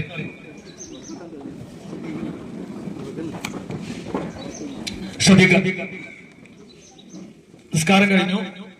എന്റെ കൂടെ വേണങ്ങൾ, എന്നാലേ നമുക്ക് അറിയുള്ള കാര്യങ്ങൾ. നിസ്കാരം കഴിഞ്ഞു. ഇനി ഈ നിസ്കാരം കഴിയുന്നതോടുകൂടി പുരുഷന്മാര് നിസ്കാരത്തിന് മുമ്പ് അവിടെ വെച്ചുകൊണ്ട് ഇഹ്റാമിന്റെ വസ്ത്രം മാറ്റും. എവിടെ വെച്ച്? എയർപോർട്ടിൽ വെച്ച്. അതിനാണ് ഒരു കയ്യിൽ ചെറിയ ബാഗിൽ എന്ത് പറഞ്ഞങ്ങളോട് ഇത് പറഞ്ഞു, അത് കയ്യിൽ കരുതണം. അത് കരുതുമ്പോ പിന്നെ നമ്മുടെ കയ്യില് ഈ 2 ഇഹ്റാമിന്റെ വസ്ത്രം അല്ലാതെ ഒറ്റൊന്നും ചെയ്യാൻ പാടില്ല. വേറെ ഒന്നും നമ്മുടെ ശരീരത്തിൽ പാടില്ല. ശരീരത്തിലൊന്നും പാടില്ല. എന്തെങ്കിലും ഉണ്ടെങ്കിൽ ട്രൗസറോ ഷെഡിയോ അല്ലെങ്കിൽ ബനിയനോ ഒന്നും നമുക്ക് എന്ത് ചെയ്യാൻ പാടില്ല, ഇടാൻ പാടില്ല. കഴിഞ്ഞ ഒരു പ്രാവശ്യം ഞാൻ ഇറാൻ കെട്ടാൻ വേണ്ടി എല്ലാവരും ചോദിച്ചപ്പോണ്ട് ഒരു ഉപ്പുണ്ട് വലിയ പിന്നെ ബനിയൻ ഇട്ടിട്ട് അതിന്റെ മുകളിൽ കൂടെ തുണി ഇങ്ങനെ ഇട്ട് വന്നു. അപ്പൊ ഇവിടുത്തെ ക്ലാസ് എത്തിക്കായിട്ട് ഒന്നും പാടില്ല. എന്തേ പറ്റുള്ളൂ? 2 തുണി. അപ്പൊ ഇനി ഹാജി ബെൽറ്റ് എന്ന് പറയാൻ ബെൽറ്റും എന്ത് ചെയ്തായി ഒന്ന് വാങ്ങിയാൽ അത് കേട്ടോ. ഞാൻ നോട്ടീസ് തരാം, അവിടെ ഉണ്ടാവും ആ കടയിൽ ഞാൻ കാണിച്ചു. ആ ബെൽറ്റ് ഉപയോഗിക്കാം. അപ്പൊ നമ്മളെ ഫോൺ അപ്പൊ ആജി ബെൽറ്റ് വാങ്ങുകയാണെങ്കിൽ എന്താ ഗുണമെന്ന് വെച്ചാൽ ഫോണും കാര്യങ്ങളൊക്കെ നമുക്ക് അതിലിട്ടാം. അങ്ങനെ നമ്മൾ അതൊക്കെ ഈറാമൊക്കെ കെട്ടി ആണുങ്ങളൊക്കെ മാറ്റി 2 വെള്ള തുണി മാത്രം ഉണ്ടാക്കുക. സ്ത്രീകൾക്ക് പ്രത്യേകമായിട്ട് വേറെ വസ്ത്രങ്ങളുണ്ടോ? ഇല്ല, നിങ്ങളെ പർദ്ദയും തന്നെ. അങ്ങനെ എല്ലാവരും ഒരുമിച്ച് കൂട്ടിക്കൊണ്ട് ഞാൻ പറയും, ജീവിതത്തിലെ ഏറ്റവും വലിയ ഒരു ഭാഗ്യത്തിന് വേണ്ടി നമ്മൾ പുറപ്പെടുകയാണ്. പരിശുദ്ധമാക്കപ്പെട്ട ഉംറ നിർവഹിക്കുക. ജീവിതത്തിൽ ആരെങ്കിലും ഒരു പ്രാവശ്യം പരിശുദ്ധ കഅബാലയത്തിൽ പോയിക്കൊണ്ട് ഹജ്ജും ഉംറയും നിർവഹിച്ചാൽ അവന്റെ കഴിഞ്ഞുപോയ എല്ലാ പാപങ്ങളും അള്ളാഹു പുറത്തു തരുമെന്ന് ഹബീബുന റസൂലുള്ളാഹി. അപ്പൊ ആ ഉംറ കാരണം നമ്മുടെ പാപങ്ങളൊക്കെ അള്ളാഹു പുറത്തു തരട്ടെ. അപ്പൊ എല്ലാവരും നല്ല മനസ്സോടുകൂടി നല്ല ശരീരത്തോടു കൂടി എല്ലാവരും എയർപോർട്ടിൽ ഒരുമിച്ച് കൂടും. എന്നിട്ട് അവിടുന്ന് നെയ്യത്ത് വെച്ച് തരും. എന്താ നെയ്യത്ത്? ആദ്യം പോണ ആളുകളൊക്കെ ഒന്ന് കൈ നോക്കി. കൂടുതലും ആദ്യം പോണ ആളുകളാ. നിങ്ങൾക്ക് പ്രത്യേക ഒരു പദവി ഉണ്ട് അള്ളാന്റെ അടുക്കൽ. എന്താണെന്നറിയോ? പരിശുദ്ധ കഅബ. അതാ പറയാ. നിങ്ങളിപ്പോ ഈ 2 ഗ്രൂപ്പ് പോണല്ല ഞാൻ ഉദ്ദേശിച്ചത്. ഉംറക്ക് ഫസ്റ്റ് പോകുന്ന ആളുകൾ അങ്ങനെ വൈകുത്തോലുണ്ട്. നോക്കി അൽഹംദുലില്ലാഹ്, അവർക്കൊരു പ്രത്യേക നിയമത്തിന്റെ എന്താണെന്നറിയോ? അവര് പരിശുദ്ധ കഅബാലയം ആദ്യം കാണുമ്പോൾ ദുആ അല്ലാഹു സ്വീകരിക്കും. ഈ 2ാമത് പോണവരൊക്കെ പിന്നെ പോകുന്നത് എന്താണെന്നറിയോ? അന്ന് ആ ദുആ സ്വീകരിച്ചത് കാരണം ഞങ്ങൾക്കൊക്കെ അനുഭവങ്ങളാണ് ഇഷ്ടം പോലെ. ഈ 2ാമത് പോകുന്ന ആളുകളൊക്കെ അന്ന് ആ ദുആ സ്വീകരിച്ചത് കാരണമാണ് ഇപ്പൊ എന്ത് ചെയ്യുന്നത്? ഉംറക്ക് വേണ്ടി പോയി. അപ്പൊ നമ്മുടെയൊക്കെ ദുആ അല്ലാഹു സ്വീകരിക്കട്ടെ. അപ്പൊ അവിടെ നമ്മൾ ആദ്യം ചെയ്യുന്ന ഉംറ അവനാന്റെ ശരീരത്തിനാവണം, സ്വന്തമാണ്. അപ്പൊ ഈ 2ാമത് പോണവരും ആദ്യം ചെയ്യേണ്ടത് ഞങ്ങൾ കുറെ കാലം പോന്നിട്ട് നമ്മൾ പല പാപങ്ങളും ഒക്കെ ചെയ്തവരായിരിക്കും. ഇനി അവിടേക്ക് പോകുമ്പോ നല്ലൊരു മനസ്സോട് കൂടി ആവട്ടെ അവിടെ എത്താം. അപ്പൊ നമ്മളൊക്കെ ആദ്യം ചെയ്യുന്ന ഉംറ ആർക്കാണ്? സ്വന്തം ശരീരത്തിന്റെ പേരിൽ. അതിനുള്ള നെയ്യത്താണ് വെക്കാൻ പോകുന്നത്. നോക്കുക, ഈ നെയ്യത്ത് നിങ്ങളിപ്പോ ഇവിടെ മനസ്സിലാക്കിയ ഓരോളം നമുക്ക് ഉപകാരപ്പെടും. മലയാളം ഉണ്ട്, അറബി ഉണ്ട്, രണ്ടും ചെയ്യല് സുന്നത്താണ്. അവിടുന്ന് എല്ലാവരും ഒരുമിച്ച് കൂട്ടിയിട്ട് പറയും, നവൈതുൽ ഉംറത വഅഹ്റംതു ബിഹാ ലില്ലാഹി തആല. നവൈതുൽ ഉംറത വഅഹ്റംതു ബിഹാ ലില്ലാഹി തആല. അല്ലാഹു തആലക്ക് വേണ്ടി ഉംറ ചെയ്യുവാൻ ഞാൻ നിയ്യത്ത് കരുതി എന്നോ അല്ലെങ്കിൽ ഞാൻ എന്ത് ചെയ്തു തീരുമാനിച്ചു എന്നോ ഓരോരുത്തർ മനസ്സിലെ കരുതണം. ഇത് പറയുന്ന സുന്നത്തുള്ളൂ. കരുതൽ എന്താണ്? നിർബന്ധം. അപ്പോ ഒരാളിങ്ങനെ പറയുന്നുണ്ട് മനസ്സുകൊണ്ട് കരുതിയില്ല, ഓന്റെ ഉംറ സ്വീകരിക്കുക, ഓനപ്പോ ഫ്ലൈറ്റിന്റെ അപ്പുറം പോണു, അതങ്ങനെ നോക്കിക്ക. അല്ലെങ്കിൽ കുറെ ആൾക്കാർ ഇങ്ങനെ പോകുന്നുണ്ട്, അവർക്ക് ശ്രദ്ധ പോയി. ഈ 1ാമത്തെ ഫർള് അവൻ ചെയ്തിട്ടില്ലെങ്കിൽ പിന്നെ അവൻ എത്ര പൈസ ചെലവാക്കിയിട്ട് ഇവിടുന്ന് ഉംറക്ക് പോയിട്ട് കാര്യമുണ്ടോ? ഇല്ല. അതുകൊണ്ട് 1ാമത്തെ ഫർളായ എന്താണ് 1ാമത്തെ ഫർള്? ഇഹ്റാം. അതിൽ ശ്രദ്ധിക്കേണ്ട കാര്യം അത് കരുതണം, മനസ്സിൽ കരുതണം. റബ്ബേ, ഉംറ ചെയ്യാൻ ഞാൻ കരുതി, അള്ളാഹുവിന് വേണ്ടി ഉംറ ചെയ്യുവാൻ ഞാൻ കരുതി, ഉംറ കൊണ്ട് ഞാൻ ഇഹ്റാം ചെയ്തു എന്ന് ഓരോരുത്തരും അവിടെ വെച്ചുകൊണ്ട് ഉസ്താദ് നിയ്യത്ത് ചൊല്ലിത്തരും. നിങ്ങൾ ചെല്ലുമ്പോ അത് മനസ്സിൽ തട്ടിച്ചെല്ലണം. ഇപ്പൊ നമ്മൾ എന്തായി? മുഹരിമായി, ഈറാൻ കെട്ടിയ ആളായി. മാത്രല്ല അവിടെ വെച്ചുകൊണ്ട് ഇനി നമുക്ക് ഏറ്റവും കൂടുതൽ പ്രതിഫലം ലഭിക്കുന്ന ഒരു ദിക്റുണ്ട്. എന്താണ് ആ ദിക്ർ എന്നറിയോ? എന്താണ് ദിക്ർ? ലബ്ബൈക അല്ലാഹുമ്മ ലബ്ബൈക ലബ്ബൈക ലാ ശരീക ലക ലബ്ബൈക ഇന്നൽ ഹംദ വന്നിഅമത ലക വൽ മുൽക് ലാ ശരീക ലക. ഈ ദുആ കാണാൻ പഠിക്കണം. ഇത് അല്ലാഹുവിന്റെ ഹബീബുനാ റസൂലുള്ളാഹി സ്വല്ലല്ലാഹു അലൈഹി വസല്ലമയുടെ അടുക്കൽ വന്നുകൊണ്ട് ഒരു സഹാബി ചോദിച്ചു, നബിയേ, ഏറ്റവും കൂടുതൽ ഉംറക്ക് പ്രതിഫലം ലഭിക്കുന്ന ഉംറ ഏതാണ് നബിയേ എന്ന് ചോദിച്ചപ്പോ അല്ലാഹുവിന്റെ ഹബീബ് പറഞ്ഞു കൊടുത്തു, ലബ്ബൈക അല്ലാഹുമ്മ ലബ്ബൈക ലബ്ബൈക ലാ ശരീക ലക ലബ്ബൈക ഇന്നൽ ഹംദ വന്നിഅമത ലക വൽ മുൽക് ലാ ശരീക ലക എന്ന് തൽബിയത്ത് ചൊല്ലിയവന്റെ ഉംറയാണ് ഏറ്റവും കൂടുതൽ. തൽബിയത്ത് ആര് ചൊല്ലിയോ അവന്റെ ഉംറക്കാണ് ഏറ്റവും കൂടുതൽ പ്രതിഫലമെന്ന് ഹബീബുനാ റസൂലുള്ളാഹി. വിഭാഗത്തിൽ അല്ലാഹു നമ്മെ ഉൾപ്പെടുത്തുമാറാകട്ടെ. അപ്പൊ ഈ തൽബിയത്ത് എല്ലാവരും പഠിക്കണം, എല്ലാവരും കാണാൻ പഠിക്കണം. നിങ്ങൾ ഫോണിലൊക്കെ നോക്കിയാൽ അത് ചെയ്യും, അത് കിട്ടും. അപ്പൊ അല്ലെങ്കിൽ നമ്മളിപ്പോ ഇവിടുന്ന് തരുന്നൊരു മനാസിക്കുണ്ട്, ഒരു പുസ്തകം, ആ പുസ്തകത്തിലും അത് പറയുന്നുണ്ട്. അപ്പൊ അതൊക്കെ നോക്കി അത് കാണാതെ എല്ലാവരും പഠിക്കാം, ഔറാഹത്തിലാക്കട്ടെ. ഇത് ചൊല്ലിക്കഴിഞ്ഞാൽ ഇനി ശ്രദ്ധിക്കാം, ഇനി പുരുഷന്മാർക്കും സ്ത്രീകൾക്കും കുറെ കാര്യങ്ങൾ ഹറാമാണ്. ഇപ്പൊ നമ്മളെന്തായി? മുഹരിമായി. ഇനി നമ്മൾ മരിച്ചു പോയാലേ അള്ളാഹിന്റെ അടുക്കൽ നേരെ സ്വർഗത്തിക്കാന്നാണ് പറയുന്നത്. ഈ ഇറാൻ വേഷത്തോടുകൂടി ഈ മരിച്ചു പോയ ഇറാൻ കെട്ടി മരിച്ച ഓനെ കബറടക്കം എങ്ങനെ? 3 തുണിയിലാണോ? ഇറാൻ കെട്ടിയ പുരുഷന് മരണപ്പെട്ട എങ്ങനെ മറുപടിയെന്നറിയോ? അതേ രൂപത്തിലാണ് എന്ത് ചെയ്യാൻ അവന്റെ തലമറക്കുവാ? തലമറക്കൂല. ഈ ഇറാൻ കിട്ടിയ അതേ രൂപത്തിൽ അവന് മറവാണ്. അപ്പോ ഏറ്റവും കൂടുതൽ പ്രതിഫലം ഈ ഉംറക്കുണ്ട്, ഹജ്ജിനുണ്ട്. അതുകൊണ്ടാണ് ആ പ്രതിഫലം അവന്റെ വേഷത്തിലും അവന്റെ ആ പ്രവൃത്തിയിലും ഉണ്ട്. അപ്പൊ ഇപ്പൊ നമ്മള് ഒരു മുഹരിമാണ്, അതല്ലേ? പിന്നെ അള്ളാഹുവിന്റെ അതിഥികളെ ബഹുമാനിക്കാൻ വേണ്ടി ലോകത്തുള്ള രാഷ്ട്രങ്ങളിൽ നിന്നൊക്കെ ഇപ്പൊ സൗദി അറേബ്യക്ക് എത്ര കാര്യങ്ങൾ ചെയ്യുന്നതാണ്. ഈ ഉംറക്കും ഹജ്ജിനും വരുന്നവരുടെ അള്ളാഹുവിന്റെ അതിഥികളാണ്. നമ്മൾ ചില്ലർക്കാരല്ല. പക്ഷേ മഹാനായ ഇബ്രാഹിം നബി അലൈഹി സ്വലാത്തു വസ്സലാം ആ മഖാം ഇബ്രാഹിമിന്റെ അടുക്കൽ നിന്ന് ഒരു വിളി വിളിച്ചിട്ടുണ്ട്. റബ്ബിജൽ ഹാദൽ ബൈത, ഞാൻ ഈ നിന്റെ ഭവനം നിനക്ക് വേണ്ടി ഉണ്ടാക്കിയിട്ടുണ്ട്. ഇതിൽ ആര് വന്നാണ് ചെയ്യാ? ഒരാളും ഇല്ലാത്ത സമയത്ത് അവിടെ പോയി വീടുണ്ടാക്കി. ആര്? ഇബ്രാഹിം നബി. ഇതിൽ ആരാണ് ഇനി വരിക? ഇതിലേക്ക് ആളുകളെ നീ വരുത്തണേ. ഇബ്രാഹിം നബിയുടെ വിളിക്കുന്ന ഉത്തരം ലഭിച്ച ആളുകളൊക്കെ എന്ത് ചെയ്യും? അവിടെ എത്തിച്ചേരും.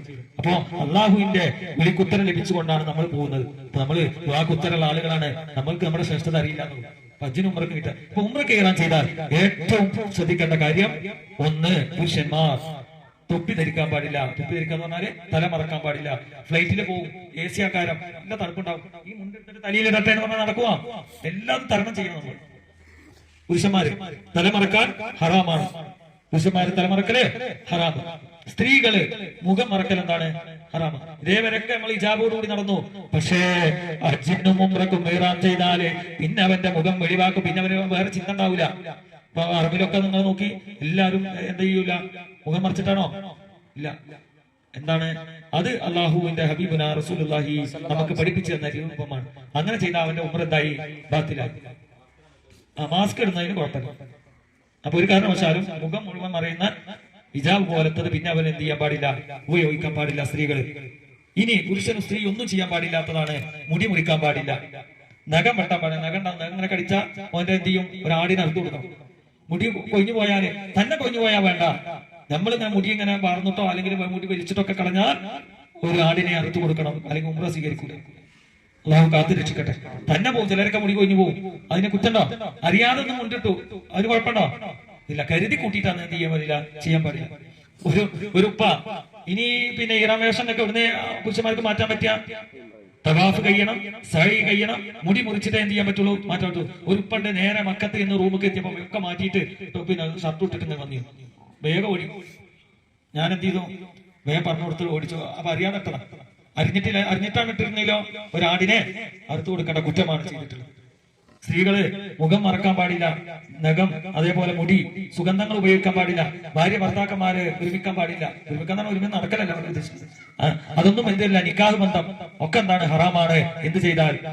ഉംറയ്ക്ക് വേണ്ടി ഇഹ്റാം ചെയ്താൽ. ഇത് പ്രത്യേക ഒരു പദവി അല്ലാഹു നമുക്ക് തന്നാണ്. ഇതിന് ഇപ്പൊ ഇനി അവന്റെ മനസ്സിലെ ആ പരിശുദ്ധ കഅബ, ആ ദുആക്ക് ഉത്തരം, ദുആ ചെയ്യല്, തസ്ബീഹുകള്, തൽബിയത്തുകള്, സലാത്തുകള്, ഇസ്തിഗ്ഫാറുകൾ, ഇത് അവിടെ അവന്റെ മനസ്സിൽ അല്ലാഹു തൗഫീഖ് നൽകട്ടെ. അപ്പൊ അങ്ങനെ എല്ലാവരും അവിടെ ഒരുമിച്ച് കൂടി നെയ്യത്തൊക്കെ വെച്ച് നമ്മൾ പറയും ഫ്ലൈറ്റിന്റെ സമയമായിട്ടുണ്ട്. ഫ്ലൈറ്റിന്റെ സമയം പിന്നെ ഫ്ലൈറ്റിന്റെ സമയമായിട്ടുണ്ട്. അപ്പൊ എല്ലാവരും പോകാൻ തുടങ്ങി. അപ്പോ എല്ലാവരും വരിക്ക് നിന്ന് നമ്മൾ ഫ്ലൈറ്റിലേക്ക് പോവുകയാണ്. ഫ്ലൈറ്റിലേക്ക് പോകുമ്പോ എന്തൊക്കെ ഉണ്ടാവും നമ്മുടെ കയ്യില്? എന്താ ഉണ്ടാവേണ്ടത്? പാസ്പോർട്ട് വേണം, ബോഡി പാസ് വേണം, പിന്നെ ആ ചെറിയ ബാഗ് ഉണ്ടാവില്ലേ, അതൊക്കെ നമ്മുടെ കയ്യിൽ വേണം. അതുമായിട്ട് നമ്മൾ വരിക്ക് നിന്ന് നേരെ ഫ്ലൈറ്റിലേക്ക് കയറണം. ആദ്യമായി ഫ്ലൈറ്റിൽ കയറുന്ന ഉമ്മമാരൊക്കെ ഉണ്ടാവും. പേടിക്കുവോ? ഒന്നും പേടിക്കണ്ട. നമ്മള് ഫ്ലൈറ്റ് പൊന്തുന്ന സമയത്തും ഇറങ്ങുന്ന സമയത്തും ഒരു ചെറിയ ഒരു ഇതുണ്ടാവും. അത് കഴിഞ്ഞ് ബാക്കിയൊക്കെ നമ്മൾ ഇരിക്കണില്ലേ, നിങ്ങൾ ഇരിക്കണില്ലേ? അതേപോലെയാണ്. ഒരു മാറ്റം ഉണ്ടാവും, ഒരു പ്രയാസമില്ല. നിങ്ങളെക്കാൾ പേടിയുള്ള ഉമ്മമാരൊക്കെ ഉണ്ടാവും നമ്മളെ കൂടെ പോയിരുന്നു. ഉപ്പമാരൊക്കെ ഒരു പ്രയാസമില്ലാതെ അവരൊക്കെ അങ്ങോട്ടും കൊണ്ട് തിരിച്ചു വരും. അള്ളാഹു റാഹത്തിലാക്കട്ടെ. ഇപ്പൊ ഫ്ലൈറ്റിൽ കയറും. നിങ്ങൾക്ക് ഈ ബോർഡിംഗ് പാസ് വേണ്ടി നിങ്ങളുടെ സീറ്റ് നമ്പർ ഉണ്ടാവും. ആ സീറ്റ് നമ്പർ നോക്കിയിട്ട് നിങ്ങൾ എന്ത് ചെയ്യണം? ഇരിക്കണം. എല്ലാവരും വരിക്കുന്നതിന് പോവും, ഫ്ലൈറ്റിൽ കയറും, ആ സീറ്റ് നമ്പർ നോക്കിയിട്ട് ആ ഫ്ലൈറ്റിൽ ഇരിക്കും. എന്നിട്ട് ഫ്ലൈറ്റ് എന്ത് ചെയ്യും? എല്ലാവരും ആയി കഴിഞ്ഞാൽ പുറപ്പെടും. അപ്പൊക്കെ നമ്മള് മനസ്സിൽ എന്താവണം? നമ്മൾ ചെല്ലേണ്ടത് എന്താവണം? ലബ്ബൈക അല്ലാഹുമ്മ ലബ്ബൈക. ഈ മന്ത്രമാവണം നമ്മളെ ഏത് സമയത്ത്. അള്ളാഹു തൗഫീഖ് നൽകട്ടെ. അങ്ങനെ നമ്മൾ ഫ്ലൈറ്റിൽ കയറി നമ്മള് 5.5 മണിക്കൂർ 6 മണിക്കൂർ ഇരിക്കണം. എവിടെ നിന്ന്? ഈ കാലിക്കറ്റ് എയർപോർട്ടിൽ നിന്ന് ജിദ്ദ എയർപോർട്ടിലേക്ക് എത്താം. അപ്പൊ തങ്ങൾ പറഞ്ഞ പോലെ നമ്മൾ വേറെ വയാ ഫ്ലൈറ്റ് ഒക്കെ പോവുകയാണെങ്കിൽ നമ്മൾ ഇറങ്ങി കുറെ പിന്നെ വേറെ ഒന്ന് കയറി അങ്ങനെയൊക്കെ പോകണം. നമ്മളെ ഫ്ലൈറ്റ് എങ്ങനത്തെ ഫ്ലൈറ്റാ? കരിപ്പൂരിൽ കയറുന്നു, ജിദ്ദയിൽ ഇറങ്ങും. ഇങ്ങോട്ട് തിരിച്ചു വരുമ്പോഴും എന്താണ്? അതേപോലെ. അതാണ് നമ്മളിലൊക്കെ പിന്നെ എന്ത് ചെയ്യുന്നത്? ചാർജ് പൈസ കൂടുന്നതാണ്. അങ്ങനെ അല്ലാതെ പോകുമ്പോ റിയാദ് വഴി ദമാമ് വഴിയൊക്കെ പോകുമ്പോ 75-നും 70-നും 65-നും ഒക്കെ കൊണ്ടുപോകും. ജമാം ഇറങ്ങിയിട്ട് 15 മണിക്കൂർ ബസ്സിലിരുന്ന് എവിടേക്ക് എത്തണം? മക്കത്തേക്ക് എത്തണം. അതോടുകൂടി അവന്റെ ഉംറയെ കഴിയും. അങ്ങനെ പോയവർക്ക് ഒന്നും ചെയ്യാൻ പറ്റില്ല. അവർ കുറച്ച് സുഖമില്ലാത്ത ആളുകൾക്കൊന്നും പിന്നെ ഒന്നും ചെയ്യാൻ പറ്റുമോ? അവിടെ ചെന്ന് അവിടെ കിടന്ന് ഹോസ്പിറ്റലിലാക്കും. അങ്ങനത്തെ നമ്മൾ അൽഹംദുലില്ലാ നേരെ എയർപോർട്ടിൽ നിന്ന് 2 മണിക്കൂർ കൊണ്ട് നമ്മൾ എവിടെ എത്തും? മക്കത്തെത്തും. അപ്പൊ നമ്മൾ മക്കത്തെത്തിയിട്ടില്ല കേട്ടോ. അപ്പൊ എവിടെ എത്തിക്കണേ? ഇപ്പൊ നിങ്ങളൊന്നും എന്റെ പല്ലാന്ന് പോകുന്നത്. ഫ്ലൈറ്റിലാണ്. അപ്പൊ ഫ്ലൈറ്റില് പിന്നെ ഉമ്മമാർ ശ്രദ്ധിക്കാം. ഈ ഫ്ലൈറ്റിൽ കയറിയാല് സീറ്റ് ബെൽറ്റ് എന്നിട്ട് സംഭവമുണ്ട്. അത് നിർബന്ധമായിട്ട് ഇടാം. നമുക്കറിയില്ലെങ്കിൽ നമ്മൾ അടുത്തിരിക്കണം അവിടുന്ന് നെട്ടേരിന്ന് പറയും. സീറ്റ് ബെൽറ്റ് പിന്നെന്ത് ചെയ്യും? അത് നിർബന്ധം ഒരു ബെൽറ്റ് ഇടും. അത് ഈ പൊന്നുമ്പോഴും ഇറങ്ങുമ്പോഴൊക്കെ നിർബന്ധമായിട്ട് ഇടാൻ പറ്റും. അപ്പൊ നമുക്കറിയാം നമ്മൾ സീറ്റിലിരുന്നാൽ അത് ഇടാൻ എല്ലാവരും ശ്രദ്ധിക്കാം. പിന്നെ ഇല്ല ബാഗൊക്കെ പോകണം നമ്മൾ ഇരിക്കണ സീറ്റിലല്ല വെക്കുക. ബാഗുകളൊക്കെ എവിടെയൊക്കെ അതിന്റെ സൈഡിൽ കൂടെ ഉണ്ടാവും, കൂടെ വെക്കുക കേട്ടോ. പിന്നെ നമ്മൾ ഫ്ലൈറ്റ് പൊന്തി കഴിഞ്ഞ് പിന്നെ നമുക്ക് ഇങ്ങനെ നടക്കാം. ഇതേപോലെ നടക്കാം, ഒരു പ്രയാസമല്ല. അപ്പൊ ബാഗൊക്കെ എടുത്തിട്ട് മരുന്ന് കഴിക്കണമെങ്കിൽ ഭക്ഷണം ഉണ്ടാവൂല രാത്രിക്കുള്ള അതൊക്കെ എടുത്തിട്ട് അപ്പൊ കഴിക്കാം. ഫ്ലൈറ്റിൽ 6 മണിക്കൂർ നമ്മൾ ഇരിക്കും. അപ്പൊ കഴിക്കാം ഭക്ഷണം. അല്ലാഹു തൗഫീഖ് നൽകട്ടെ. അങ്ങനെ ജിദ്ദ സമയം ഇവിടുന്ന് ഒന്നാമത്തെ ഫ്ലൈറ്റ് പുറപ്പെടുന്നത് 4:40. അവിടെ എത്തുന്ന സമയം 8:50. അവിടുത്തെ സമയം 8:50. അപ്പൊ മക്കൾ വിളി തുടങ്ങും. മക്കളോടൊന്നും വിളിക്കരുതെന്ന് പറയണം. ഇവിടുന്ന് പോകുമ്പോ തന്നെ എല്ലാവരും പറയണം, ഞാൻ ഗ്രൂപ്പ് ഉണ്ടാവൂല നിങ്ങളെ, ആ ഗ്രൂപ്പിൽ നിങ്ങളെ മക്കളൊക്കെ ചേർക്കുക. ഏത് ഗ്രൂപ്പിലാണ്, ഏതാണ് ഇതിലാണോ നിങ്ങൾ പോകണമെങ്കിൽ ആ ഗ്രൂപ്പിൽ ചേർക്കണം. അല്ല മറ്റേ ഗ്രൂപ്പിൽ ചേർത്ത ആ ഗ്രൂപ്പിന്റെ വിവരങ്ങളാകട്ടെ. രണ്ട് വിവരങ്ങളല്ലേ, അതുകൊണ്ടാണ് പറയാൻ കാരണം. ഏത് ഗ്രൂപ്പിലാണോ പോകുന്നത് ആ ഗ്രൂപ്പിൽ നിങ്ങൾ അപ്പൊ 2 ഗ്രൂപ്പാകും. അപ്പൊ തന്നെ വന്നിട്ടുണ്ടാവില്ലേ? നിങ്ങൾക്ക് വന്നിട്ടുണ്ടാവും. ആ 2ാമത്തെ ഗ്രൂപ്പ് അത് പ്രത്യേകം ശ്രദ്ധിക്കണം. എന്നിട്ട് നിങ്ങളെ കൂട്ടുകുടുംബത്തിലെ നിങ്ങളെ മക്കളെയും മരുമക്കളെ ആരെയൊക്കെ ചേർക്കേണ്ട ഒക്കെ അതിലാണ് ചേർത്തൂടെ. എന്നാ അപ്പോഴൊക്കെ ഓരോ കാര്യങ്ങൾ അതിലല്ലെങ്കിൽ അപ്പൊ അറിയാം. അപ്പൊ വിളിക്കാൻ നിൽക്കണ്ട, ഫോൺ നമ്പർ കൊടുക്കണ്ട, ഒന്നും വേണ്ട ആവശ്യമില്ല. നിങ്ങളെ കാര്യങ്ങളൊക്കെ അതിൽ പറയും. പിന്നെ നമുക്ക് മക്കത്തൊക്കെ ചെന്ന് വൈഫൈ ഒക്കെ കിട്ടിയാൽ നമുക്ക് അതിൽ ആകെ പോലെ. ഇനി എപ്പോഴും വൈഫൈ കിട്ടും, ചിലപ്പോൾ വൈഫൈ ഇല്ലാത്ത സ്ഥലത്ത്. ഇപ്പൊ ഞാൻ പോയത് വൈഫൈ ഇല്ലാത്തടത്ത്. പിന്നെ ഓരോടൊക്കെ തല്ലുകൂടി അവസാനമാണ് എന്ത് ചെയ്തത്?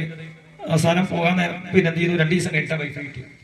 അതിൽ കിട്ടും, താഴത്ത് പോകണം. നമ്മളെ റൂമുകളിലൊന്നും ചിലപ്പോൾ ചെയ്യൂല, വൈഫൈ കിട്ടൂല. നമ്മളിപ്പോ അത് ഉദ്ദേശിച്ച് പോകണവരല്ലോ. നമ്മൾ എന്തിനു പോകണം? ഉംറയ്ക്ക് ഇബാദത്തിന്റെ കാര്യത്തിൽ ഒരു കുഴപ്പമുണ്ടാവില്ല. അങ്ങനെ നമ്മള് ജിദ്ദ എയർപോർട്ടിലേക്ക് ഇവിടുന്ന് ഇറങ്ങാൻ പോവാണ്. ഇവിടുന്ന് ഫ്ലൈറ്റ് കയറി അവിടെ 11:30 മണിക്കാണ് മറ്റേ ഫ്ലൈറ്റ് ഇറങ്ങുക കേട്ടോ. അവര് പുറപ്പെടുന്ന സമയം 7:40 പോലെ ഫ്ലൈറ്റ് രാത്രി. രണ്ടാമത് പോണത് 11:30 അവിടെ ശ്രദ്ധിക്കുക. ഈ സമയം എപ്പോഴാണ് ഫ്ലൈറ്റിന്റെ വേണമെങ്കിൽ 2 ഫ്ലൈറ്റ് ടൈമും ഞാൻ 2 ഗ്രൂപ്പിലും ഒന്നുകൂടി ഇട്ടു കേട്ടോ. ഇത് പറയുന്നത് നിങ്ങൾ ആ സമയത്ത് വരാനല്ല കേട്ടോ. ഫ്ലൈറ്റിന്റെ 4-5 മണിക്കൂർ മുമ്പ് ഉംറക്ക് പോകുന്ന ആളുകൾ അവിടെ എത്തണം. എന്റെ ഫ്ലൈറ്റ് 7 മണിക്കാ, ഞാനൊരു 5 മണിക്ക് പോയാൽ മതി എന്ന് പറഞ്ഞാൽ മതിയോ? പറ്റൂല. നിങ്ങളോട് പറഞ്ഞ 3:30 തന്നെ നിങ്ങൾ എന്ത് ചെയ്യണം? അവിടെ എത്തണം. നിങ്ങൾ എന്റെ ഫ്ലൈറ്റ് 4 മണിക്കാണ്, 1 മണിക്ക് തന്നെ ഇവിടെ എത്തണം, എയർപോർട്ടിലേക്ക് എത്തണം. ഇവിടേക്ക് വരേണ്ടവര് പിന്നെ 12:30 മണിക്ക് അവിടെ എത്തണം. പിന്നെ ഇവിടേക്ക് പോണ എയർപോർട്ടിലേക്ക് പോകുന്ന ആളുകൾ, ഇവിടുന്ന് കൊടക്കാടത്ത് പോകുന്ന ആളുകൾ 2ാം ഫ്ലൈറ്റുള്ളവര്. 1ാം ഫ്ലൈറ്റുള്ളവര് രാവിലെ 9:30 മണിക്കെത്തണം. ഉച്ചഭക്ഷണം എല്ലാവരും എന്ത് ചെയ്യാ? കഴിച്ച് അവിടെ എയർപോർട്ട് വരുന്നവരൊക്കെ കഴിച്ചു വരിക. ഇവിടുന്ന് പോകുന്ന കുറച്ച് ആളുകളല്ലേ, ഇവർക്ക് നമുക്ക് പോകുമ്പോൾ എവിടെയൊക്കെ നിർത്തി നമുക്ക് ഭക്ഷണം കഴിക്കാം. തൗഫീഖ് നൽകട്ടെ. രാത്രിക്കുള്ള എന്തെങ്കിലും ചെറുതായിട്ട് നിങ്ങൾ കയ്യിൽ കരുതുക. അങ്ങനെ നമ്മള് എവിടെ എത്തി? ഈ 6 മണിക്കൂർ യാത്ര ചെയ്യുമ്പോൾ ഉറങ്ങാനല്ല ഉപയോഗിക്കേണ്ടത്. ഉറങ്ങിക്കോളി, അതിനൊന്നും ചിലപ്പോൾ എന്തില്ല, ബുദ്ധിമുട്ടില്ല. നമ്മൾ അവിടെ ചെന്നാൽ പിന്നെ ഉറക്കം കിട്ടൂല. ഉറങ്ങുന്നതോട് കൂടി വെറുതെ ഇരിക്കുന്ന സമയത്ത് നമ്മൾ എന്ത് ചെയ്യണം? ഒരു അസ്തഗ്ഫിറുല്ലാഹ് പറയാം, ഏറ്റവും കൂടുതൽ തൽബിയത്ത് ചെല്ലാം. എത്രയോ ടൈം നമുക്ക് അവിടെ എത്താം. സമയങ്ങളൊക്കെ അല്ലാഹു തൗഫീഖ് നൽകട്ടെ. അങ്ങനെ എയർപോർട്ടിലെത്തി നമ്മൾ ഫ്ലൈറ്റിൽ ഇറങ്ങിയാല് 2-3 ബസ്സിലാണ് നമ്മൾ എയർപോർട്ട് ഇറങ്ങി കഴിഞ്ഞാൽ എയർപോർട്ടിന്റെ ഉള്ളിൽ കൊണ്ടുപോകാം. ഫ്ലൈറ്റിൽ നിന്ന് ബസ്സിലാണ് ഇവിടെ കൊണ്ടുപോകാം എയർപോർട്ട്. അപ്പൊ എന്റെ കുറെ ആൾക്കാർ അതിൽ പോയി, കുറെ ആൾക്കാർ ഇതിൽ പോയി, ഇതൊന്നും അവിടെ എന്ത് ചെയ്യാൻ പറ്റൂല, പറയാൻ പറ്റില്ല. എല്ലാവരും ചെല്ലണ എവിടേക്കാണ്? ഒരേ എയർപോർട്ടിലേക്കാണ് എത്തുക. അതുകൊണ്ട് ഫ്ലൈറ്റിൽ നിന്ന് ഇറങ്ങിയിട്ട് കുറച്ച് ആൾക്കാരെ ബസ്സിൽ കൊള്ളുന്നവരെ അതിൽ കൊണ്ടുപോകും. ആദ്യം അങ്ങനെ കുറച്ച് ആൾക്കാർ ഒന്നിൽ പോകും, പിന്നെ 2ാം ബസ്സിലാണ് വരിക. അവിടെ ഇറങ്ങി കഴിഞ്ഞാൽ യൂസ്ഫുള്ളി ഉണ്ടാവും. മൂപ്പര് നേരത്തെ എന്ത് ചെയ്യുന്നു? നേരത്തെ വിടും. എന്നിട്ട് നിങ്ങളെ ലഗേജുകൾ ഇങ്ങനെ, പിന്നെ അവിടെ പാസ്പോർട്ട് നിങ്ങളെ ഇവിടുന്ന് കയ്യിലുള്ളത് അവിടെ ഇട്ട് പോന്നോ? കയ്യിലില്ല. വിമാനത്തിലിട്ട് പോകുന്ന ഒരു ഉമ്മ കഴിഞ്ഞ വർഷം അതിന് മുമ്പ് ഒരു ഉമ്മ വേഗം പറഞ്ഞേച്ചൊക്കെ എവിടെ? വിമാനത്തിൽ. എന്നിട്ട് അവിടെ പാസ്പോർട്ട് നോക്കുമ്പോ പാസ്പോർട്ട് ആണ്. പിന്നെ ആ ഫ്ലൈറ്റ് പോകാത്തോട് കിട്ടി, അല്ലെങ്കിൽ ഉമ്മനെ ജയിലിൽ ഇട്ടിട്ട് പിന്നെ ഇന്ത്യ എംബസി ഒക്കെ വന്നിട്ട് പിന്നെ കൊണ്ടു. ആ വിമാനം പോയിട്ടില്ല, വേഗം വന്നിട്ട് അവർക്ക് റിപ്പോർട്ട് കൊടുത്തു. ഉടനെ വേഗം എന്ത് ചെയ്തു? ആ ബാഗ് കൊടുത്തു. അല്ലെങ്കിൽ പാസ്പോർട്ട് ഇല്ലാത്ത രേഖ ഇല്ലാതെ അവിടെ ചെന്നാൽ അവിടുന്ന് അറസ്റ്റ് ചെയ്യും. അതുകൊണ്ട് ഉമ്മമാരെ നിങ്ങൾ പ്രത്യേകം ശ്രദ്ധിക്കണം. പാസ്പോർട്ട് എന്ന് പ്രത്യേകം. പാസ്പോർട്ട് പോയാൽ നമുക്ക് ഒന്നും ചെയ്യാൻ കഴിയില്ല. നിങ്ങളെ പൈസ പോയാൽ പിന്നെ നിങ്ങൾക്ക് ഉണ്ടാക്കാം. ഇതതുപോലെയല്ല, അത് പറയും.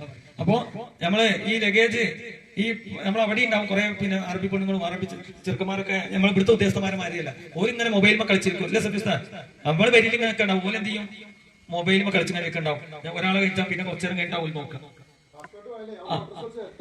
പിന്നെന്ത് ചെയ്യും അങ്ങനെ നമ്മളെന്ത് ചെയ്യും ഈ പാസ്പോർട്ടുകള് നമുക്ക് സീൽ അടിച്ച് കിട്ടിയാലേ നേരെ അപ്പുറത്ത് നമ്മളെ ലഗേജ് ഇങ്ങനെ വരുന്നുണ്ടാവും അവിടേക്ക് നമ്മൾ യൂസ് പോലും ഞാൻ വിട്ടിട്ടുണ്ടാവും ഫസ്റ്റ്. അപ്പൊ മൂപ്പര് നിങ്ങളൊക്കെ ലഗേജുകൾ നോക്കി നിങ്ങൾക്ക് അവിടെ നിന്ന് എന്ത് ചെയ്യും എടുത്ത് തന്ന് എല്ലാവരും വന്നിട്ട് നമ്മൾ അവിടെ പോവുക. അപ്പൊ ചിലപ്പോൾ അവിടുത്തെ ആളുകൾ പറയും കുറച്ച് ആളായാലും പോയി എന്നറിയും. അപ്പൊ എന്ത് ചെയ്യും പിന്നെ കുറച്ച് ആളുകളോട് പോയാൽ നമ്മളെ ബസ് എന്ത് ചെയ്യും നിൽക്കും. ഇവിടെ ഫസ്റ്റ് പോണ ഗ്രൂപ്പ് 2 ബസ്സിലാണ്. എല്ലാ ബസ്സിലും കയറാൻ പറ്റൂല. 2 ബസ്സിൽ 1 മുതൽ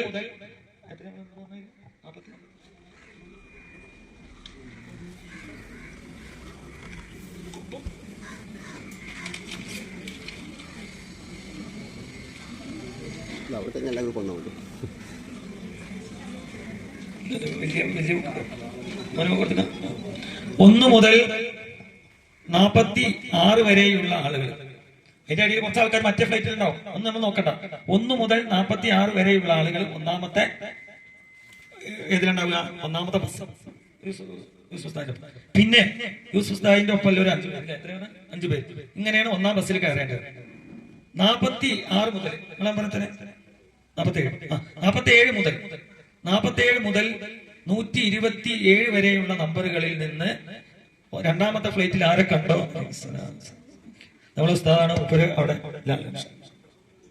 127 വരെയുള്ള നമ്പറിലുള്ള ആളുകള് എവിടെ ഉണ്ടാവും? രണ്ടാമത്തെ ബസ്സിലുണ്ടാവും. അതിൽ ഞാനുണ്ടാവും. ഒന്നാമത്തെ ബസ്സിൽ ആരുണ്ടാവും? ഉസ്താദ്. ഇങ്ങനെയാണ്. അങ്ങനത്തെ ബസ്സിലേ കയറാവൂ. ആ ബസ്സിലേ കയറാവൂ. ബസ് മാറി കയറിയാൽ പോലെ പാസ്പോർട്ട് അതിലാ വരിക. അതുകൊണ്ട് നിർബന്ധമായും ഈ എയർപോർട്ടിൽ നിന്ന് പുറത്തിറങ്ങി കഴിഞ്ഞാല് അതാത് നമ്പർ ഞാൻ പറഞ്ഞ ആളുകൾ 1 മുതൽ 46 വരെയുള്ള ആളുകളും അവരുടെ കുടുംബക്കാരുമാണ് ഇതിൽ വരിക. ഇപ്പൊ പിന്നെ കാസർകോട്ടെ ഒരു കുടുംബമുണ്ട് 107. അതൊന്ന് ഏതെത്തില്ല ബസ് ഒന്നിലാ വരിക. കാസർകോടാണ്. കാസർകോട് നിങ്ങളെ ഉമ്മയാരല്ലേ ഖദീജ 107. അത് എത്ര ബസ്സിലാ വരിക? 1-ാം നമ്പർ. അങ്ങനെ 1-2 ആള് മാത്രമേ ഉള്ളൂ അതിൽ വരുള്ളൂ. ബാക്കിയുള്ള നമ്പർ പ്രകാരമുള്ള ബാക്കി അവിടെ നിന്നിട്ടുള്ള നമ്പറുകളൊക്കെ ബസ് നമ്പർ എത്രയിലാണ്? 2-ല്. 1-ാം ബസ്സിൽ 40 പേരും 2-ാം ബസ്സിൽ 45 പേരുമാണ് ടോട്ടൽ. ഫസ്റ്റ് പോണേ 2-ാം ബസ് പിന്നെ ഒന്നും നോക്കാനില്ല. ഒറ്റ ബസ്സിലേ ഉള്ളൂ. അതിൽ 40 പേരുണ്ട്. അത് നാസർ ഉസ്താദ് ഉണ്ടാവും. അതിലെല്ലാവരും ഉണ്ട്. അവർക്ക് പിന്നെ നമ്പറും കാര്യം നോക്കാനില്ല. ഇത് ഫസ്റ്റ് പോണ ആളുകളുടെ കാര്യമാണ് പറഞ്ഞത്. ഞാൻ ഏത് ബസ്സിലാണ് എന്ന് പറയണ്ട. നിങ്ങൾ നമ്പർ നോക്കുക. 46-ന്റെ കഴിഞ്ഞിട്ടുള്ള നമ്പറാണോ? ഓലൊക്കെ എത്ര ബസ്സിലാണ്? 2. 46-ന്റെ മുമ്പേണോ? ഓലൊക്കെ എത്ര ബസ്സാണ്? 1. അങ്ങനെ മനസ്സിലാക്കി. അപ്പൊ ആ പ്രകാരം എല്ലാവരും നിൽക്കുക. അതേ പ്രകാരം പിന്നെ നമുക്ക് അവിടുന്ന് കയറിയ 2 മണിക്കൂർ കൊണ്ട് നമ്മൾ എവിടെ എത്തും? ജിദ്ദ എയർപോർട്ടിൽ നിന്ന് നമ്മൾ പുറപ്പെട്ട് 2 ബസ്സുകളിലായി. അവിടെ ഒരു കാര്യം പ്രത്യേകം ശ്രദ്ധിക്കണം. നമ്മൾ എയർപോർട്ടിൽ നിന്ന് ഇറങ്ങിയിട്ട് ലഗേജ് പിന്നെ ചാവക്കാടുള്ള 2 ഉമ്മമാര് എന്ത് ചെയ്തു? ഏട്ടത്തി കൊണ്ടുവരും എന്ന് പറഞ്ഞിട്ട് എന്ത് ചെയ്തു? അവർ ഏട്ടത്തി എടുത്ത് പോയിട്ടുണ്ടാവും. എന്ത്? അവനാന്റെ ലഗേജ് അവനിറങ്ങുമ്പോൾ അവനാൻ തന്നെ എന്ത് ചെയ്യണം? എടുക്കണം. മറ്റൊരുത്തടുത്ത് കൊണ്ടുപോയി എന്നാൽ അവിടെ മക്കത്ത് ഇരുമ്പോ ആ ലഗേജ് ഉണ്ടാവില്ല. നിങ്ങളെ ലഗേജ് കിട്ടി എന്ന് നിങ്ങൾ എന്ത് ചെയ്യണം? ഇവിടുന്ന് ഉറപ്പുവരുത്തണം. എയർപോർട്ടിൽ നിന്ന് ഇറങ്ങി നമ്മുടെ ലഗേജ് എടുക്കണം. അവിടുന്ന് ഉറപ്പുവരുത്തണം അവനാന്റെ ലഗേജ് ഉണ്ടാകും. ഇതൊരു ഉമ്മ എന്ത് ചെയ്തു? ഒരു ബംഗ്ലാദേശിൽ കൊണ്ടുപോയിട്ട് ബാഗ് ഇട്ട് കൊടുത്തു. അപ്പുറത്തുനിന്ന് ഇതൊക്കെ ഈ ലഗേജുകളൊക്കെ ഇട്ട് കൊടുത്ത് നമ്മളെ പിന്നെ എന്ത് ചെയ്യും? കസ്റ്റംസ് ക്ലിയറൻസ് അവിടെ ഉണ്ട്. അത് കഴിഞ്ഞിട്ട് അപ്പുറത്തുനിന്ന് ഇത് എടുക്കണം. ആ ഉമ്മ എടുത്തില്ല. അത് ബംഗാളികൾ എടുത്ത് കൊണ്ടുപോയി. ഓല് ആ ബാഗ് ഇതേ വരെ എത്തിയിട്ടില്ല. നമുക്ക് കിട്ടിയിട്ടില്ല. നിങ്ങളെ സാധനങ്ങൾക്ക് ഉണ്ടാവില്ല. അവിടെ ചിലപ്പോൾ ഒന്നും ഉണ്ടാവില്ല. ഗുളിക അടക്കല്ലാതെ ഉമ്മ എന്ത് ചെയ്തു? കഷ്ടപ്പെട്ടു. അതുകൊണ്ട് എയർപോർട്ടിൽ നിന്ന് ജിദ്ദയിൽ ഇറങ്ങിയാൽ അവനാന്റെ ലഗേജ് ബസ്സിൽ കയറ്റുന്നത് വരെ. ബസ്സിൽ കയറ്റാൻ പിന്നെ നിങ്ങൾ പേടിക്കണ്ട. അത് നേരെ അവിടെ എത്തും, മക്കത്തെത്തും. പിന്നെ ആരും അതിന്റെ അടിയാൻ പറ്റില്ല. ബസ്സിൽ കയറ്റാൻ നമ്മൾ ട്രോളി ഉണ്ടാവും. ഒരു ട്രോളി എടുക്കുക, നമ്മളെ ലഗേജുകൾ എടുക്കുക. ഒരു ബസ്സിൽ ഒരു ബസ്സിൽ കയറ്റുക. എന്നിട്ട് ഉസ്താദ് പറഞ്ഞു 2 ബസ് നിങ്ങൾ മുന്നിൽ കയറിയിട്ട് 2 ബസ് അവിടെ അതിന്റെ ആൾക്കാരുണ്ടാവും. ഒരു പറയും ഈ 2 ബസ്സാണ് നിങ്ങൾക്ക് ഉള്ളതെന്ന് പറയും. അതിൽ 1, 2 നിങ്ങൾ നോക്കുക. അതിൽ 1-ലും 2-ലും കയറ്റുക. ഈസ്റ്റ് ഉസ്താദിനൊക്കെ ഉണ്ടാവും. എന്നിട്ട് അതിൽ കയറ്റുക. അതിൽ എന്ത് ലഗേജ് ഇത് 2-ാം ബസ്സിൽ പോകുന്നവർക്കും ബാധകമാണ് എന്ത് ലഗേജിന്റെ കാര്യം. അത് നിർബന്ധമായി നമ്മൾ ശ്രദ്ധിക്കണം എന്ന് ഓർമ്മപ്പെടുത്തുന്നു. ഉസ്താദ്മാരെ കൊണ്ടൊന്നും കഴിയില്ല. റൂമിൽ ചെന്നിട്ട് ഉസ്താദ് എന്റെ ബാഗ് കാണാമെന്ന് പറഞ്ഞാൽ ഞങ്ങൾക്ക് എടുത്തരാൻ കഴിയില്ല. അത് നിങ്ങൾ എയർപോർട്ടിൽ നിന്ന് നിങ്ങൾ ബസ്സിൽ വെച്ചാലേ അവിടെ എന്തുണ്ടാവുള്ളൂ? ലഗേജ് ഉണ്ടാവുള്ളൂ. എയർപോർട്ടിൽ ഇട്ട് പോന്നാലും കിട്ടൂല. ഇവിടുന്ന് കാലിക്കറ്റുന്ന് കയറ്റിയിട്ടില്ലെങ്കിലും കിട്ടൂല. അത് രണ്ടും ഉറപ്പുവരുത്തണം. നിങ്ങൾ തന്നെ ഉറപ്പുവരുത്തണം. അങ്ങനെ നമ്മൾ ഇൻഷാ അല്ലാഹ് നമ്മൾ താമസിക്കുന്നത് അവിടെ എത്തും. അങ്ങനെ നമ്മള് ഹറമിന്റെ ഏറ്റവും അടുത്താണ്. നമ്മൾ 86 ആൾക്ക് ഒരു ബിൽഡിങ്ങും 40 ആൾക്ക് തൊട്ട് റോഡിന്റെ ഈ റോഡും ആ റോഡും ഇവിടെയാണ് ഇത് ഹറമാണ് കൂട്ടിക്കളി. ഒരു കൂട്ടക്കാര് എങ്ങനെ പോകും? ഈ റോട്ടിന് പോയിട്ട് ഈ വീട്ടിലാണ് താമസിക്കുന്നത്. ഒരു കൂട്ടക്കാര് ആ റോട്ടിന് പോയിട്ട് ഏത് റോട്ടില്ല അവിടെയാണ് താമസിക്കുന്നത്. രണ്ടും ഹറമിൽ നിന്ന് എത്ര മീറ്റർ ഉള്ളൂ? 100-200 മീറ്ററേ ഉള്ളൂ വ്യത്യാസമുള്ളൂ. രണ്ട് ബിൽഡിംഗ് രണ്ടിനും ചെറിയൊരു കയറ്റുണ്ട്. ഇവിടെ നിന്ന് നമ്മളതിൽ ഏത് വരെ പിന്നെ കടട വരെയുള്ള ഒരു കയറ്റുണ്ട്. മെയിൻ റോഡിന്റെ വരെ ഒരു ചെറിയ കയറ്റുണ്ട്. ഈ രണ്ടാമത്തെ 40 ആൾ പോണീന് കുറച്ച് ഇങ്ങനെ കൂടും, മറ്റേ കുറച്ചിങ്ങനെ, അത്ര വ്യത്യാസമേ ഉള്ളൂ. ഒന്നതും ചെറിയ അപ്പോ ആ കയറ്റം ഇവിടുന്ന് പറയുന്നതാണോ? ആ കയറ്റം ഉണ്ടത് കൊണ്ട് നമുക്ക് ഏറ്റവും അടുത്ത് കിട്ടിക്കണം, അല്ലെങ്കിൽ കിട്ടൂല. അപ്പൊ നമ്മൾക്ക് ആദ്യം ഒരു ദിവസമൊക്കെ നമുക്ക് ബുദ്ധിമുട്ടുണ്ടാവും കയറ്റം. പക്ഷേ നമ്മൾ ചിലപ്പോ വണ്ടി കിട്ടും, ചിലപ്പോ എന്ത് ചെയ്യൂല. ആ കയറ്റം നമ്മൾ അങ്ങോട്ട് പോലും അങ്ങോട്ട് ഇറങ്ങാൻ സുഖമാണ്. അങ്ങോട്ട് കയറ്റത്തിൽ കയറാൻ ചിലപ്പോൾ ഒന്ന് പതുക്കെ എന്ത് ചെയ്യേണ്ടി കയറേണ്ടി വരുന്നുള്ളൂ. അത് നമ്മൾ ഒരു വട്ടം പോകുമ്പോൾ മാത്രമേ ബുദ്ധിമുട്ടുണ്ടാവുള്ളൂ. പിന്നെ എന്തുണ്ടാവില്ല, ഒരു ദിവസമേ ബുദ്ധിമുട്ടുണ്ടാവുള്ളൂ. ഒരു ദിവസം കയറ്റം ഒരു ദിവസം പിന്നെ ശരിയാണ്.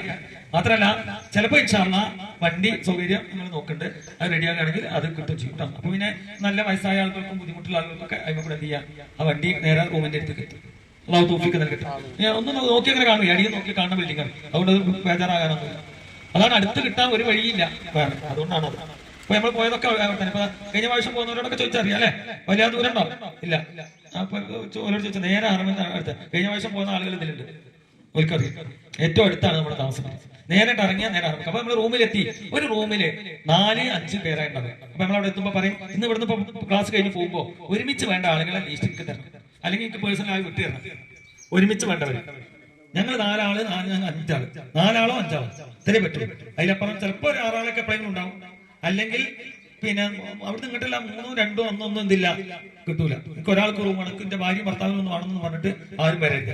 അതൊക്കെ ഇവിടെ വന്നിട്ട് ഇൻഷാല്ലാ അങ്ങോട്ട് പോകുമ്പോ എന്തില്ല, അവിടെയൊക്കെ 4-5 പേർക്കാണ് കിട്ടും. അള്ളാഹു തൗഫീഖ് നൽകട്ടെ ഇൻഷാല്ലാ.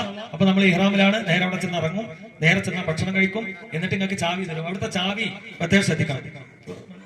ഇതല്ലേ അവിടുത്തെ ചാവി കാർഡാണ്. ഈ തങ്ങൾക്ക് അടിക്കും മുളക്കും പോകുന്ന പണി പറയുന്നത് എന്താ പ്രശ്നം എന്ന് വെച്ചാല്, ഈ ചാവി നമ്മളെ ഇവിടുത്തെ മാതിരി തുറക്കലല്ല, ഒരു കാർഡാണ്. ഒരു കാർഡ് അവിടെ കാണിച്ചു കൊടുക്കുകയാണ്, സ്കാൻ ചെയ്യാം. ആ സ്കാൻ ചെയ്യുമ്പോൾ പച്ച ലൈറ്റ് കണ്ടിട്ട് അപ്പൊ നമ്മള് വേഗം തുറക്കണം. ആ പച്ച ലൈറ്റ് കണ്ടുപോകുന്നത് അതാണ്. അല്ലെങ്കിൽ അത് ഇങ്ങനെ പിന്നെ ഉമ്മമാർക്ക് ആദ്യമൊക്കെ ചെറിയ പ്രയാസം ഉണ്ടാവും, പിന്നെ പഠിക്കും. ഞങ്ങളെ റൂമിന്റെ തൊട്ടടുത്ത് റൂം ഉണ്ടാകും. എന്നും അവർക്ക് എന്താണ് ഇത് ചോപ്പ് ലൈറ്റ് തന്നെ. പിന്നെ ഇതിന് തെരഞ്ഞു നടക്കലാണ് ഞങ്ങളെ, അല്ലെങ്കിൽ ആരെങ്കിലും കിട്ടിയിട്ട് തുറന്നു നടക്കരുത്. ചില ഉമ്മമാരെ അങ്ങനെയാണ്, എത്ര കാണിച്ചു കൊടുത്താലും നമുക്ക് മനസ്സിലാവില്ല. പിന്നെ അത് പ്രത്യേകം നിങ്ങൾ എന്ത് ചെയ്യണം, ശ്രദ്ധിക്കണം. ഒരു വട്ടം കാണിച്ചു തരും നിങ്ങൾക്ക് വന്നിട്ടൊക്കെ കേട്ടോ. അത് എന്നിട്ട് റൂമില് നമ്മുടെ ലഗേജുകളൊക്കെ താഴ്ത്തുണ്ടാവും. അതൊക്കെ എടുത്ത് അവനാന്റെ റൂമിൽ കൊടുന്ന് ഭക്ഷണമൊക്കെ കഴിച്ച് വന്ന് ലഗേജുകളൊക്കെ കിട്ടി അവിടെ നിന്ന് ഉദവ് ചെയ്യും. ഉദവ് ചെയ്തിട്ടപ്പോ പറയും നമ്മള് വില രണ്ടും കാത്തുക്കൂല. കാരണം എന്താ അറിയോ, നമ്മൾ ചെന്നൈക്കല്ലേ മറ്റൊരു കാത്തുക്കണം അല്ല, വേണ്ടല്ലോ. ഒരു വേറെ ഭാഗത്താണ് ഓല് വരിക. എത്രക്കാന്ന് അറിയാം, അവിടുത്തെ സമയം 2 മണിയാവും ഇവിടെത്താം.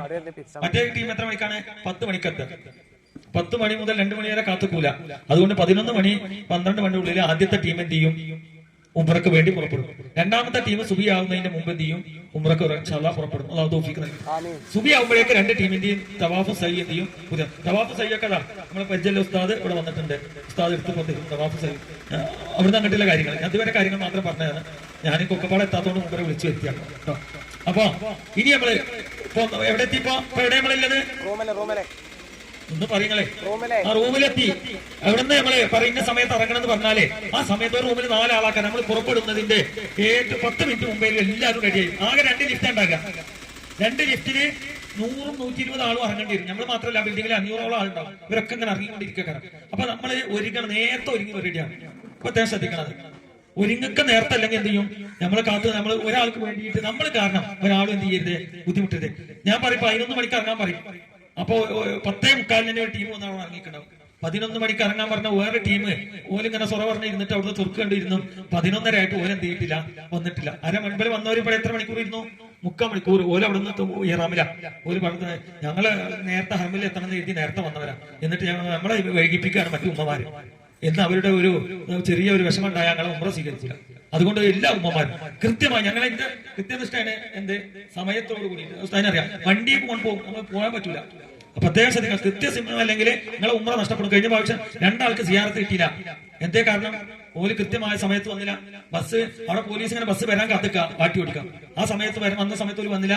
നമ്മൾ എന്ത് ചെയ്തു, പോയി ഓല ഉംറ പോയി. അതിന് ഉസ്താദ്മാരെ കുറ്റം പറഞ്ഞിട്ട് ഒരു കാര്യം ഉണ്ടാവില്ല.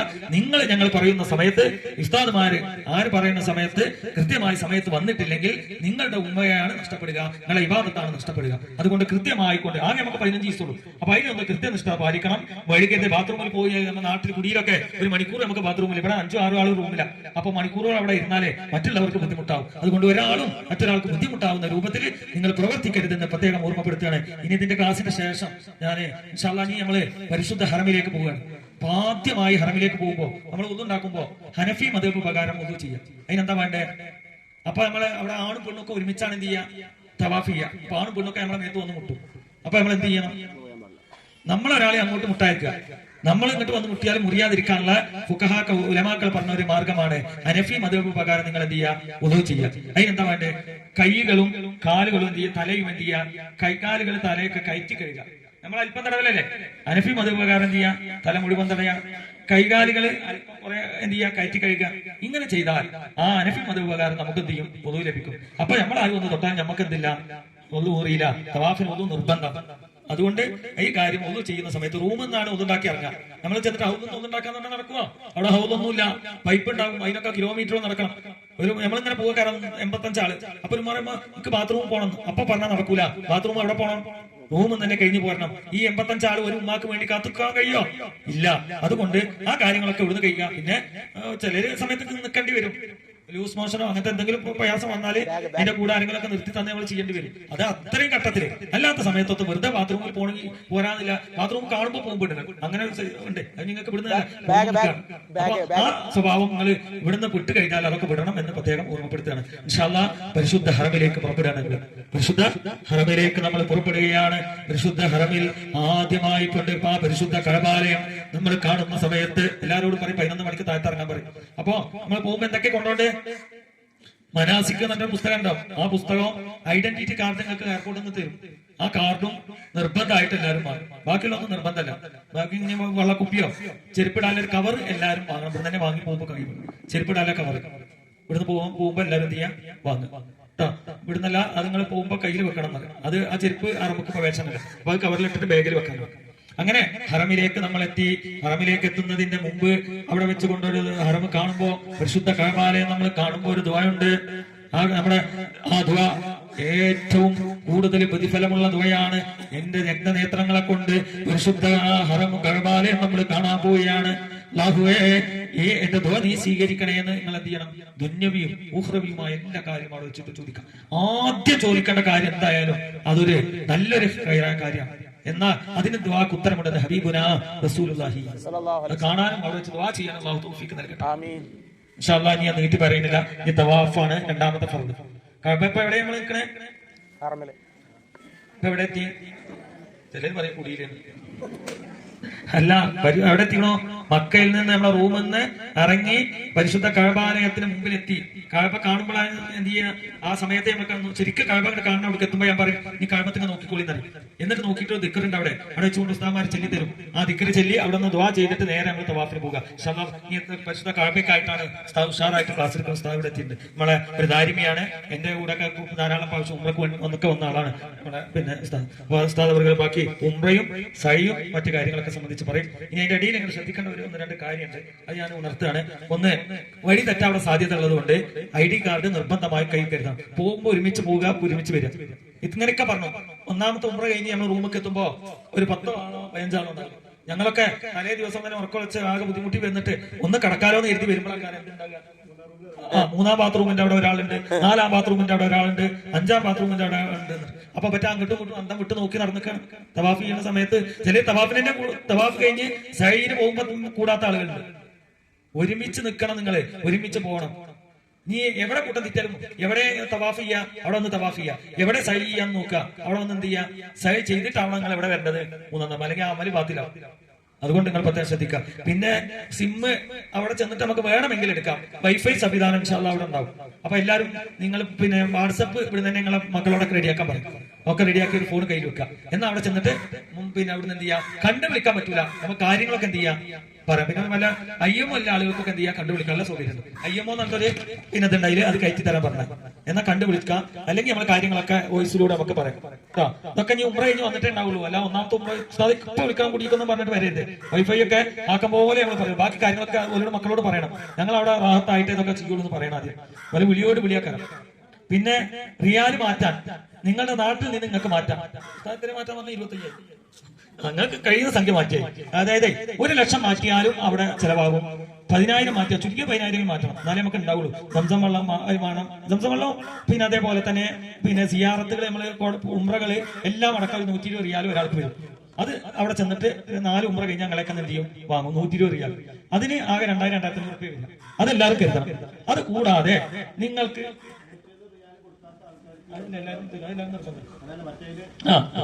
പൈസ എല്ലാരും തരും. മാത്രല്ല അവിടെ നമുക്ക് കാണുമ്പോ പിന്നെ ഈത്തപ്പഴം വാങ്ങണം. നമ്മൾ ഉംറ കഴിഞ്ഞ് തിരിച്ചു വരുമ്പോ നമുക്ക് എന്താ വേണ്ടത്, നമുക്ക് പിന്നെ ഈത്തപ്പഴം സംസമ്മളല്ലേ കൊടുക്കാം. ഇത് വാങ്ങണമെങ്കിൽ വെറുതെ ഈത്തപ്പഴം ചിലപ്പോൾ എന്ത് ചെയ്യാം, നമുക്ക് പോകുമ്പോൾ കുറച്ചൊക്കെ കിട്ടും. പക്ഷെ നമുക്ക് കൂട്ടിക്ക് പറഞ്ഞെങ്കിൽ 4-5 കിലോ എന്ത് ചെയ്യണം വാങ്ങണ്ടേ. 1 കിലോത്തിന് 15 റിയാൽ വെച്ചിട്ടൊക്കെ റേറ്റ് വരും. അപ്പൊ ഒന്ന് കൂട്ടിക്ക് 75-80 റിയാൽ ഒരു 5 കിലോ ചുരുങ്ങി വാങ്ങണം. വലിയ കൂട്ടുകുടുംബാണെങ്കിൽ 10 കിലോ വാങ്ങണ്ടേ. അപ്പൊ അതിന് എത്ര പൈസ വരും, 150 റിയാൽ. അപ്പൊ അതിനുള്ള പൈസകള് പിന്നെ കുഞ്ഞുമാളും കുട്ടികളും മക്കളെ കുട്ടികളും പേരെ കുട്ടികളൊക്കെ പോകുമ്പോ വണ്ടികൾ കരിയുന്നതും ഓടുന്നതും ഒക്കെ അല്ല വണ്ടികളുണ്ട്. അങ്ങോട്ട് പോകുമ്പോൾ ഇങ്ങോട്ട് പോകുമ്പോഴൊക്കെ അങ്ങനെ നമ്മള് പിന്നെ നമുക്ക് പോകുമ്പോ ഓടുന്ന വണ്ടിയും ചാടുന്ന വണ്ടിയൊക്കെ കാണും. അപ്പൊ ഒക്കെ കുട്ടികൾക്ക് വാങ്ങണമെന്ന് തോന്നും. അതിനൊക്കെ എന്ത് വേണം, പൈസ വേണം. അപ്പൊ റിയാൽ ഒരു വാങ്ങി പിന്നെ എത്ര വേണമെങ്കിലും മാറ്റാം. ചുരുങ്ങിയത് 10 നിർബന്ധമായി മാറ്റണമല്ല എന്ന് ഞാൻ ഓർമ്മപ്പെടുത്താണ്. പിന്നെ നിങ്ങൾക്ക് 25, 50, ഒരു 10-20 രൂപയൊക്കെ ഒരാൾക്ക് ഉണ്ടെങ്കിൽ ഇഷ്ടം പോലെ സാധനങ്ങളൊക്കെ വാങ്ങി തിരിച്ചു വരാം. ഇനി 25 കിലോ ലഗേജ് അങ്ങോട്ട് പോയുള്ളൂ. അപ്പൊ തന്നെ ശ്രദ്ധിക്കണം. പിന്നെ നമ്മൾ ശ്രദ്ധിക്കേണ്ടത് റിയാൽ നിങ്ങളുടെ നാട്ടിൽ നിന്ന് നിങ്ങൾ മാറ്റായിരിക്കും ഏറ്റവും നല്ലത്. എയർപോർട്ടിന്റെ അവിടെ നിന്ന് മാറ്റുന്ന ആളുണ്ട്, അത് എയർപോർട്ടിന്റെ ഉള്ളിൽ നിന്ന് മാറ്റി തരില്ല, ഒരു പുറത്തുനിന്ന് മാറ്റി തരാം. അങ്ങനത്തെ ആളുകൾ ഉണ്ടെങ്കിൽ ഞാൻ നമ്പർ ഗ്രൂപ്പിലിടും. വേണ്ട ആളുകൾക്ക് വിളിച്ചാൽ അവിടെ നിന്ന് റിയാൽ തരും. എയർപോർട്ട് എത്തുന്നതിന് മുമ്പ് നിങ്ങൾ അത് മേടിക്കണം പൈസ. പിന്നെ ബസ്സിൽ പോകുന്ന ആളുകളാണെങ്കിൽ ഒരു ഇന്ത്യ പൈസ കയ്യിൽ വെച്ചാൽ ഓർക്ക് എയർപോർട്ടിന് മുമ്പ് അത് മാറ്റി കൊടുക്കാനുള്ള സൗകര്യം ചെയ്യും. പിന്നെ 2-3 അമീർമാരെ പറഞ്ഞല്ലോ, 3 അമീർമാരുണ്ടാവുക. പിന്നെ വേണ്ടത് ഒരു പിന്നുണ്ടാവുക, ചാവി അവിടെ പിന്നെ മൊബൈൽ കുറ്റിയൊക്കെ. എന്റെ ചാർജ് കഴിഞ്ഞു എന്ന് പറഞ്ഞിട്ട് ഓടുന്നതാണ്. അപ്പൊ ഇവിടെ തന്നെ ആകെ എത്ര 10-20-30 രൂപ വരുള്ളൂ. ഒരു 3 പിന്ന് വാങ്ങാം. അത് റൗണ്ട് വാങ്ങായിരിക്കും. ചതുരാണ് അവിടെ ആവശ്യം അല്ലെ. ചതുരം എന്ത് ചെയ്യാ, ഒരു 3 പിന്ന് വാങ്ങി കയ്യിൽ വെക്കുന്നത് നല്ലതാണ്. അത് നിർബന്ധമല്ല കേട്ടോ, ഞാൻ പറയാൻ മാത്രമേ അതൊക്കെ പറയണേ. പിന്നെന്താണ്, റൗദയിലേക്ക് ഫോണാണ്. പിന്നെ ഫോൺ ഓരോരുത്തർക്കും ഒരു ഫോൺ വേണ്ടി വരും. ഓരോ പിന്നെ സ്കാൻ വിട്ട് തരിക, സ്കാനർ നിങ്ങളെ പാസ്പോർട്ട് നമ്പർ വെച്ചിട്ടില്ലേ. ഇതൊക്കെ എടുക്കാനൊക്കെ നല്ല ബുദ്ധിമുട്ടുണ്ടാവും. ചില സമയത്ത് അവർ പറയും മക്കൾ മതി എന്ന റൗദ ആർക്കും ഇല്ലെന്നാണ്, അങ്ങനെയൊക്കെ പറയും. അപ്പൊ നമുക്ക് കൃത്യമായി കിട്ടാൻ അള്ളാഹു തൗഫീഖ് നൽകട്ടെ. അതുപോലെ തന്നെ തണുപ്പുണ്ട് അവിടെ തുടങ്ങും. അപ്പൊ തണുപ്പുണ്ട് സ്റ്റോപ്പ് അവിടെ നിന്ന് വരാൻ ഇന്നലെ എത്തിക്കണം.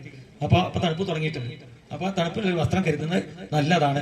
പിന്നെ ഈ ചുക്ക് കുരുമുളക് ഇതൊക്കെ പൊടിച്ചിട്ടുണ്ടല്ലോ, അതൊക്കെ കഫക്കെട്ട് നല്ലതാണ്. പൊടിച്ച് കയ്യിൽ വെക്കുന്നത് ഏറ്റവും നല്ലതാണ്. എന്താന്ന് പറഞ്ഞു കൊടുക്കേണ്ടത്, തിന്ന് കാണിച്ചു കൊടുക്കേണ്ടത് കേട്ടോ. ചിലപ്പോ എന്ത് വെള്ളപ്പൊടിയാന്ന് എനിക്ക് പറയും.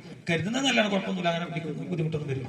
അപ്പൊ ആക്ക ലഗേജിൽ ഇടണമെന്ന് മാത്രം.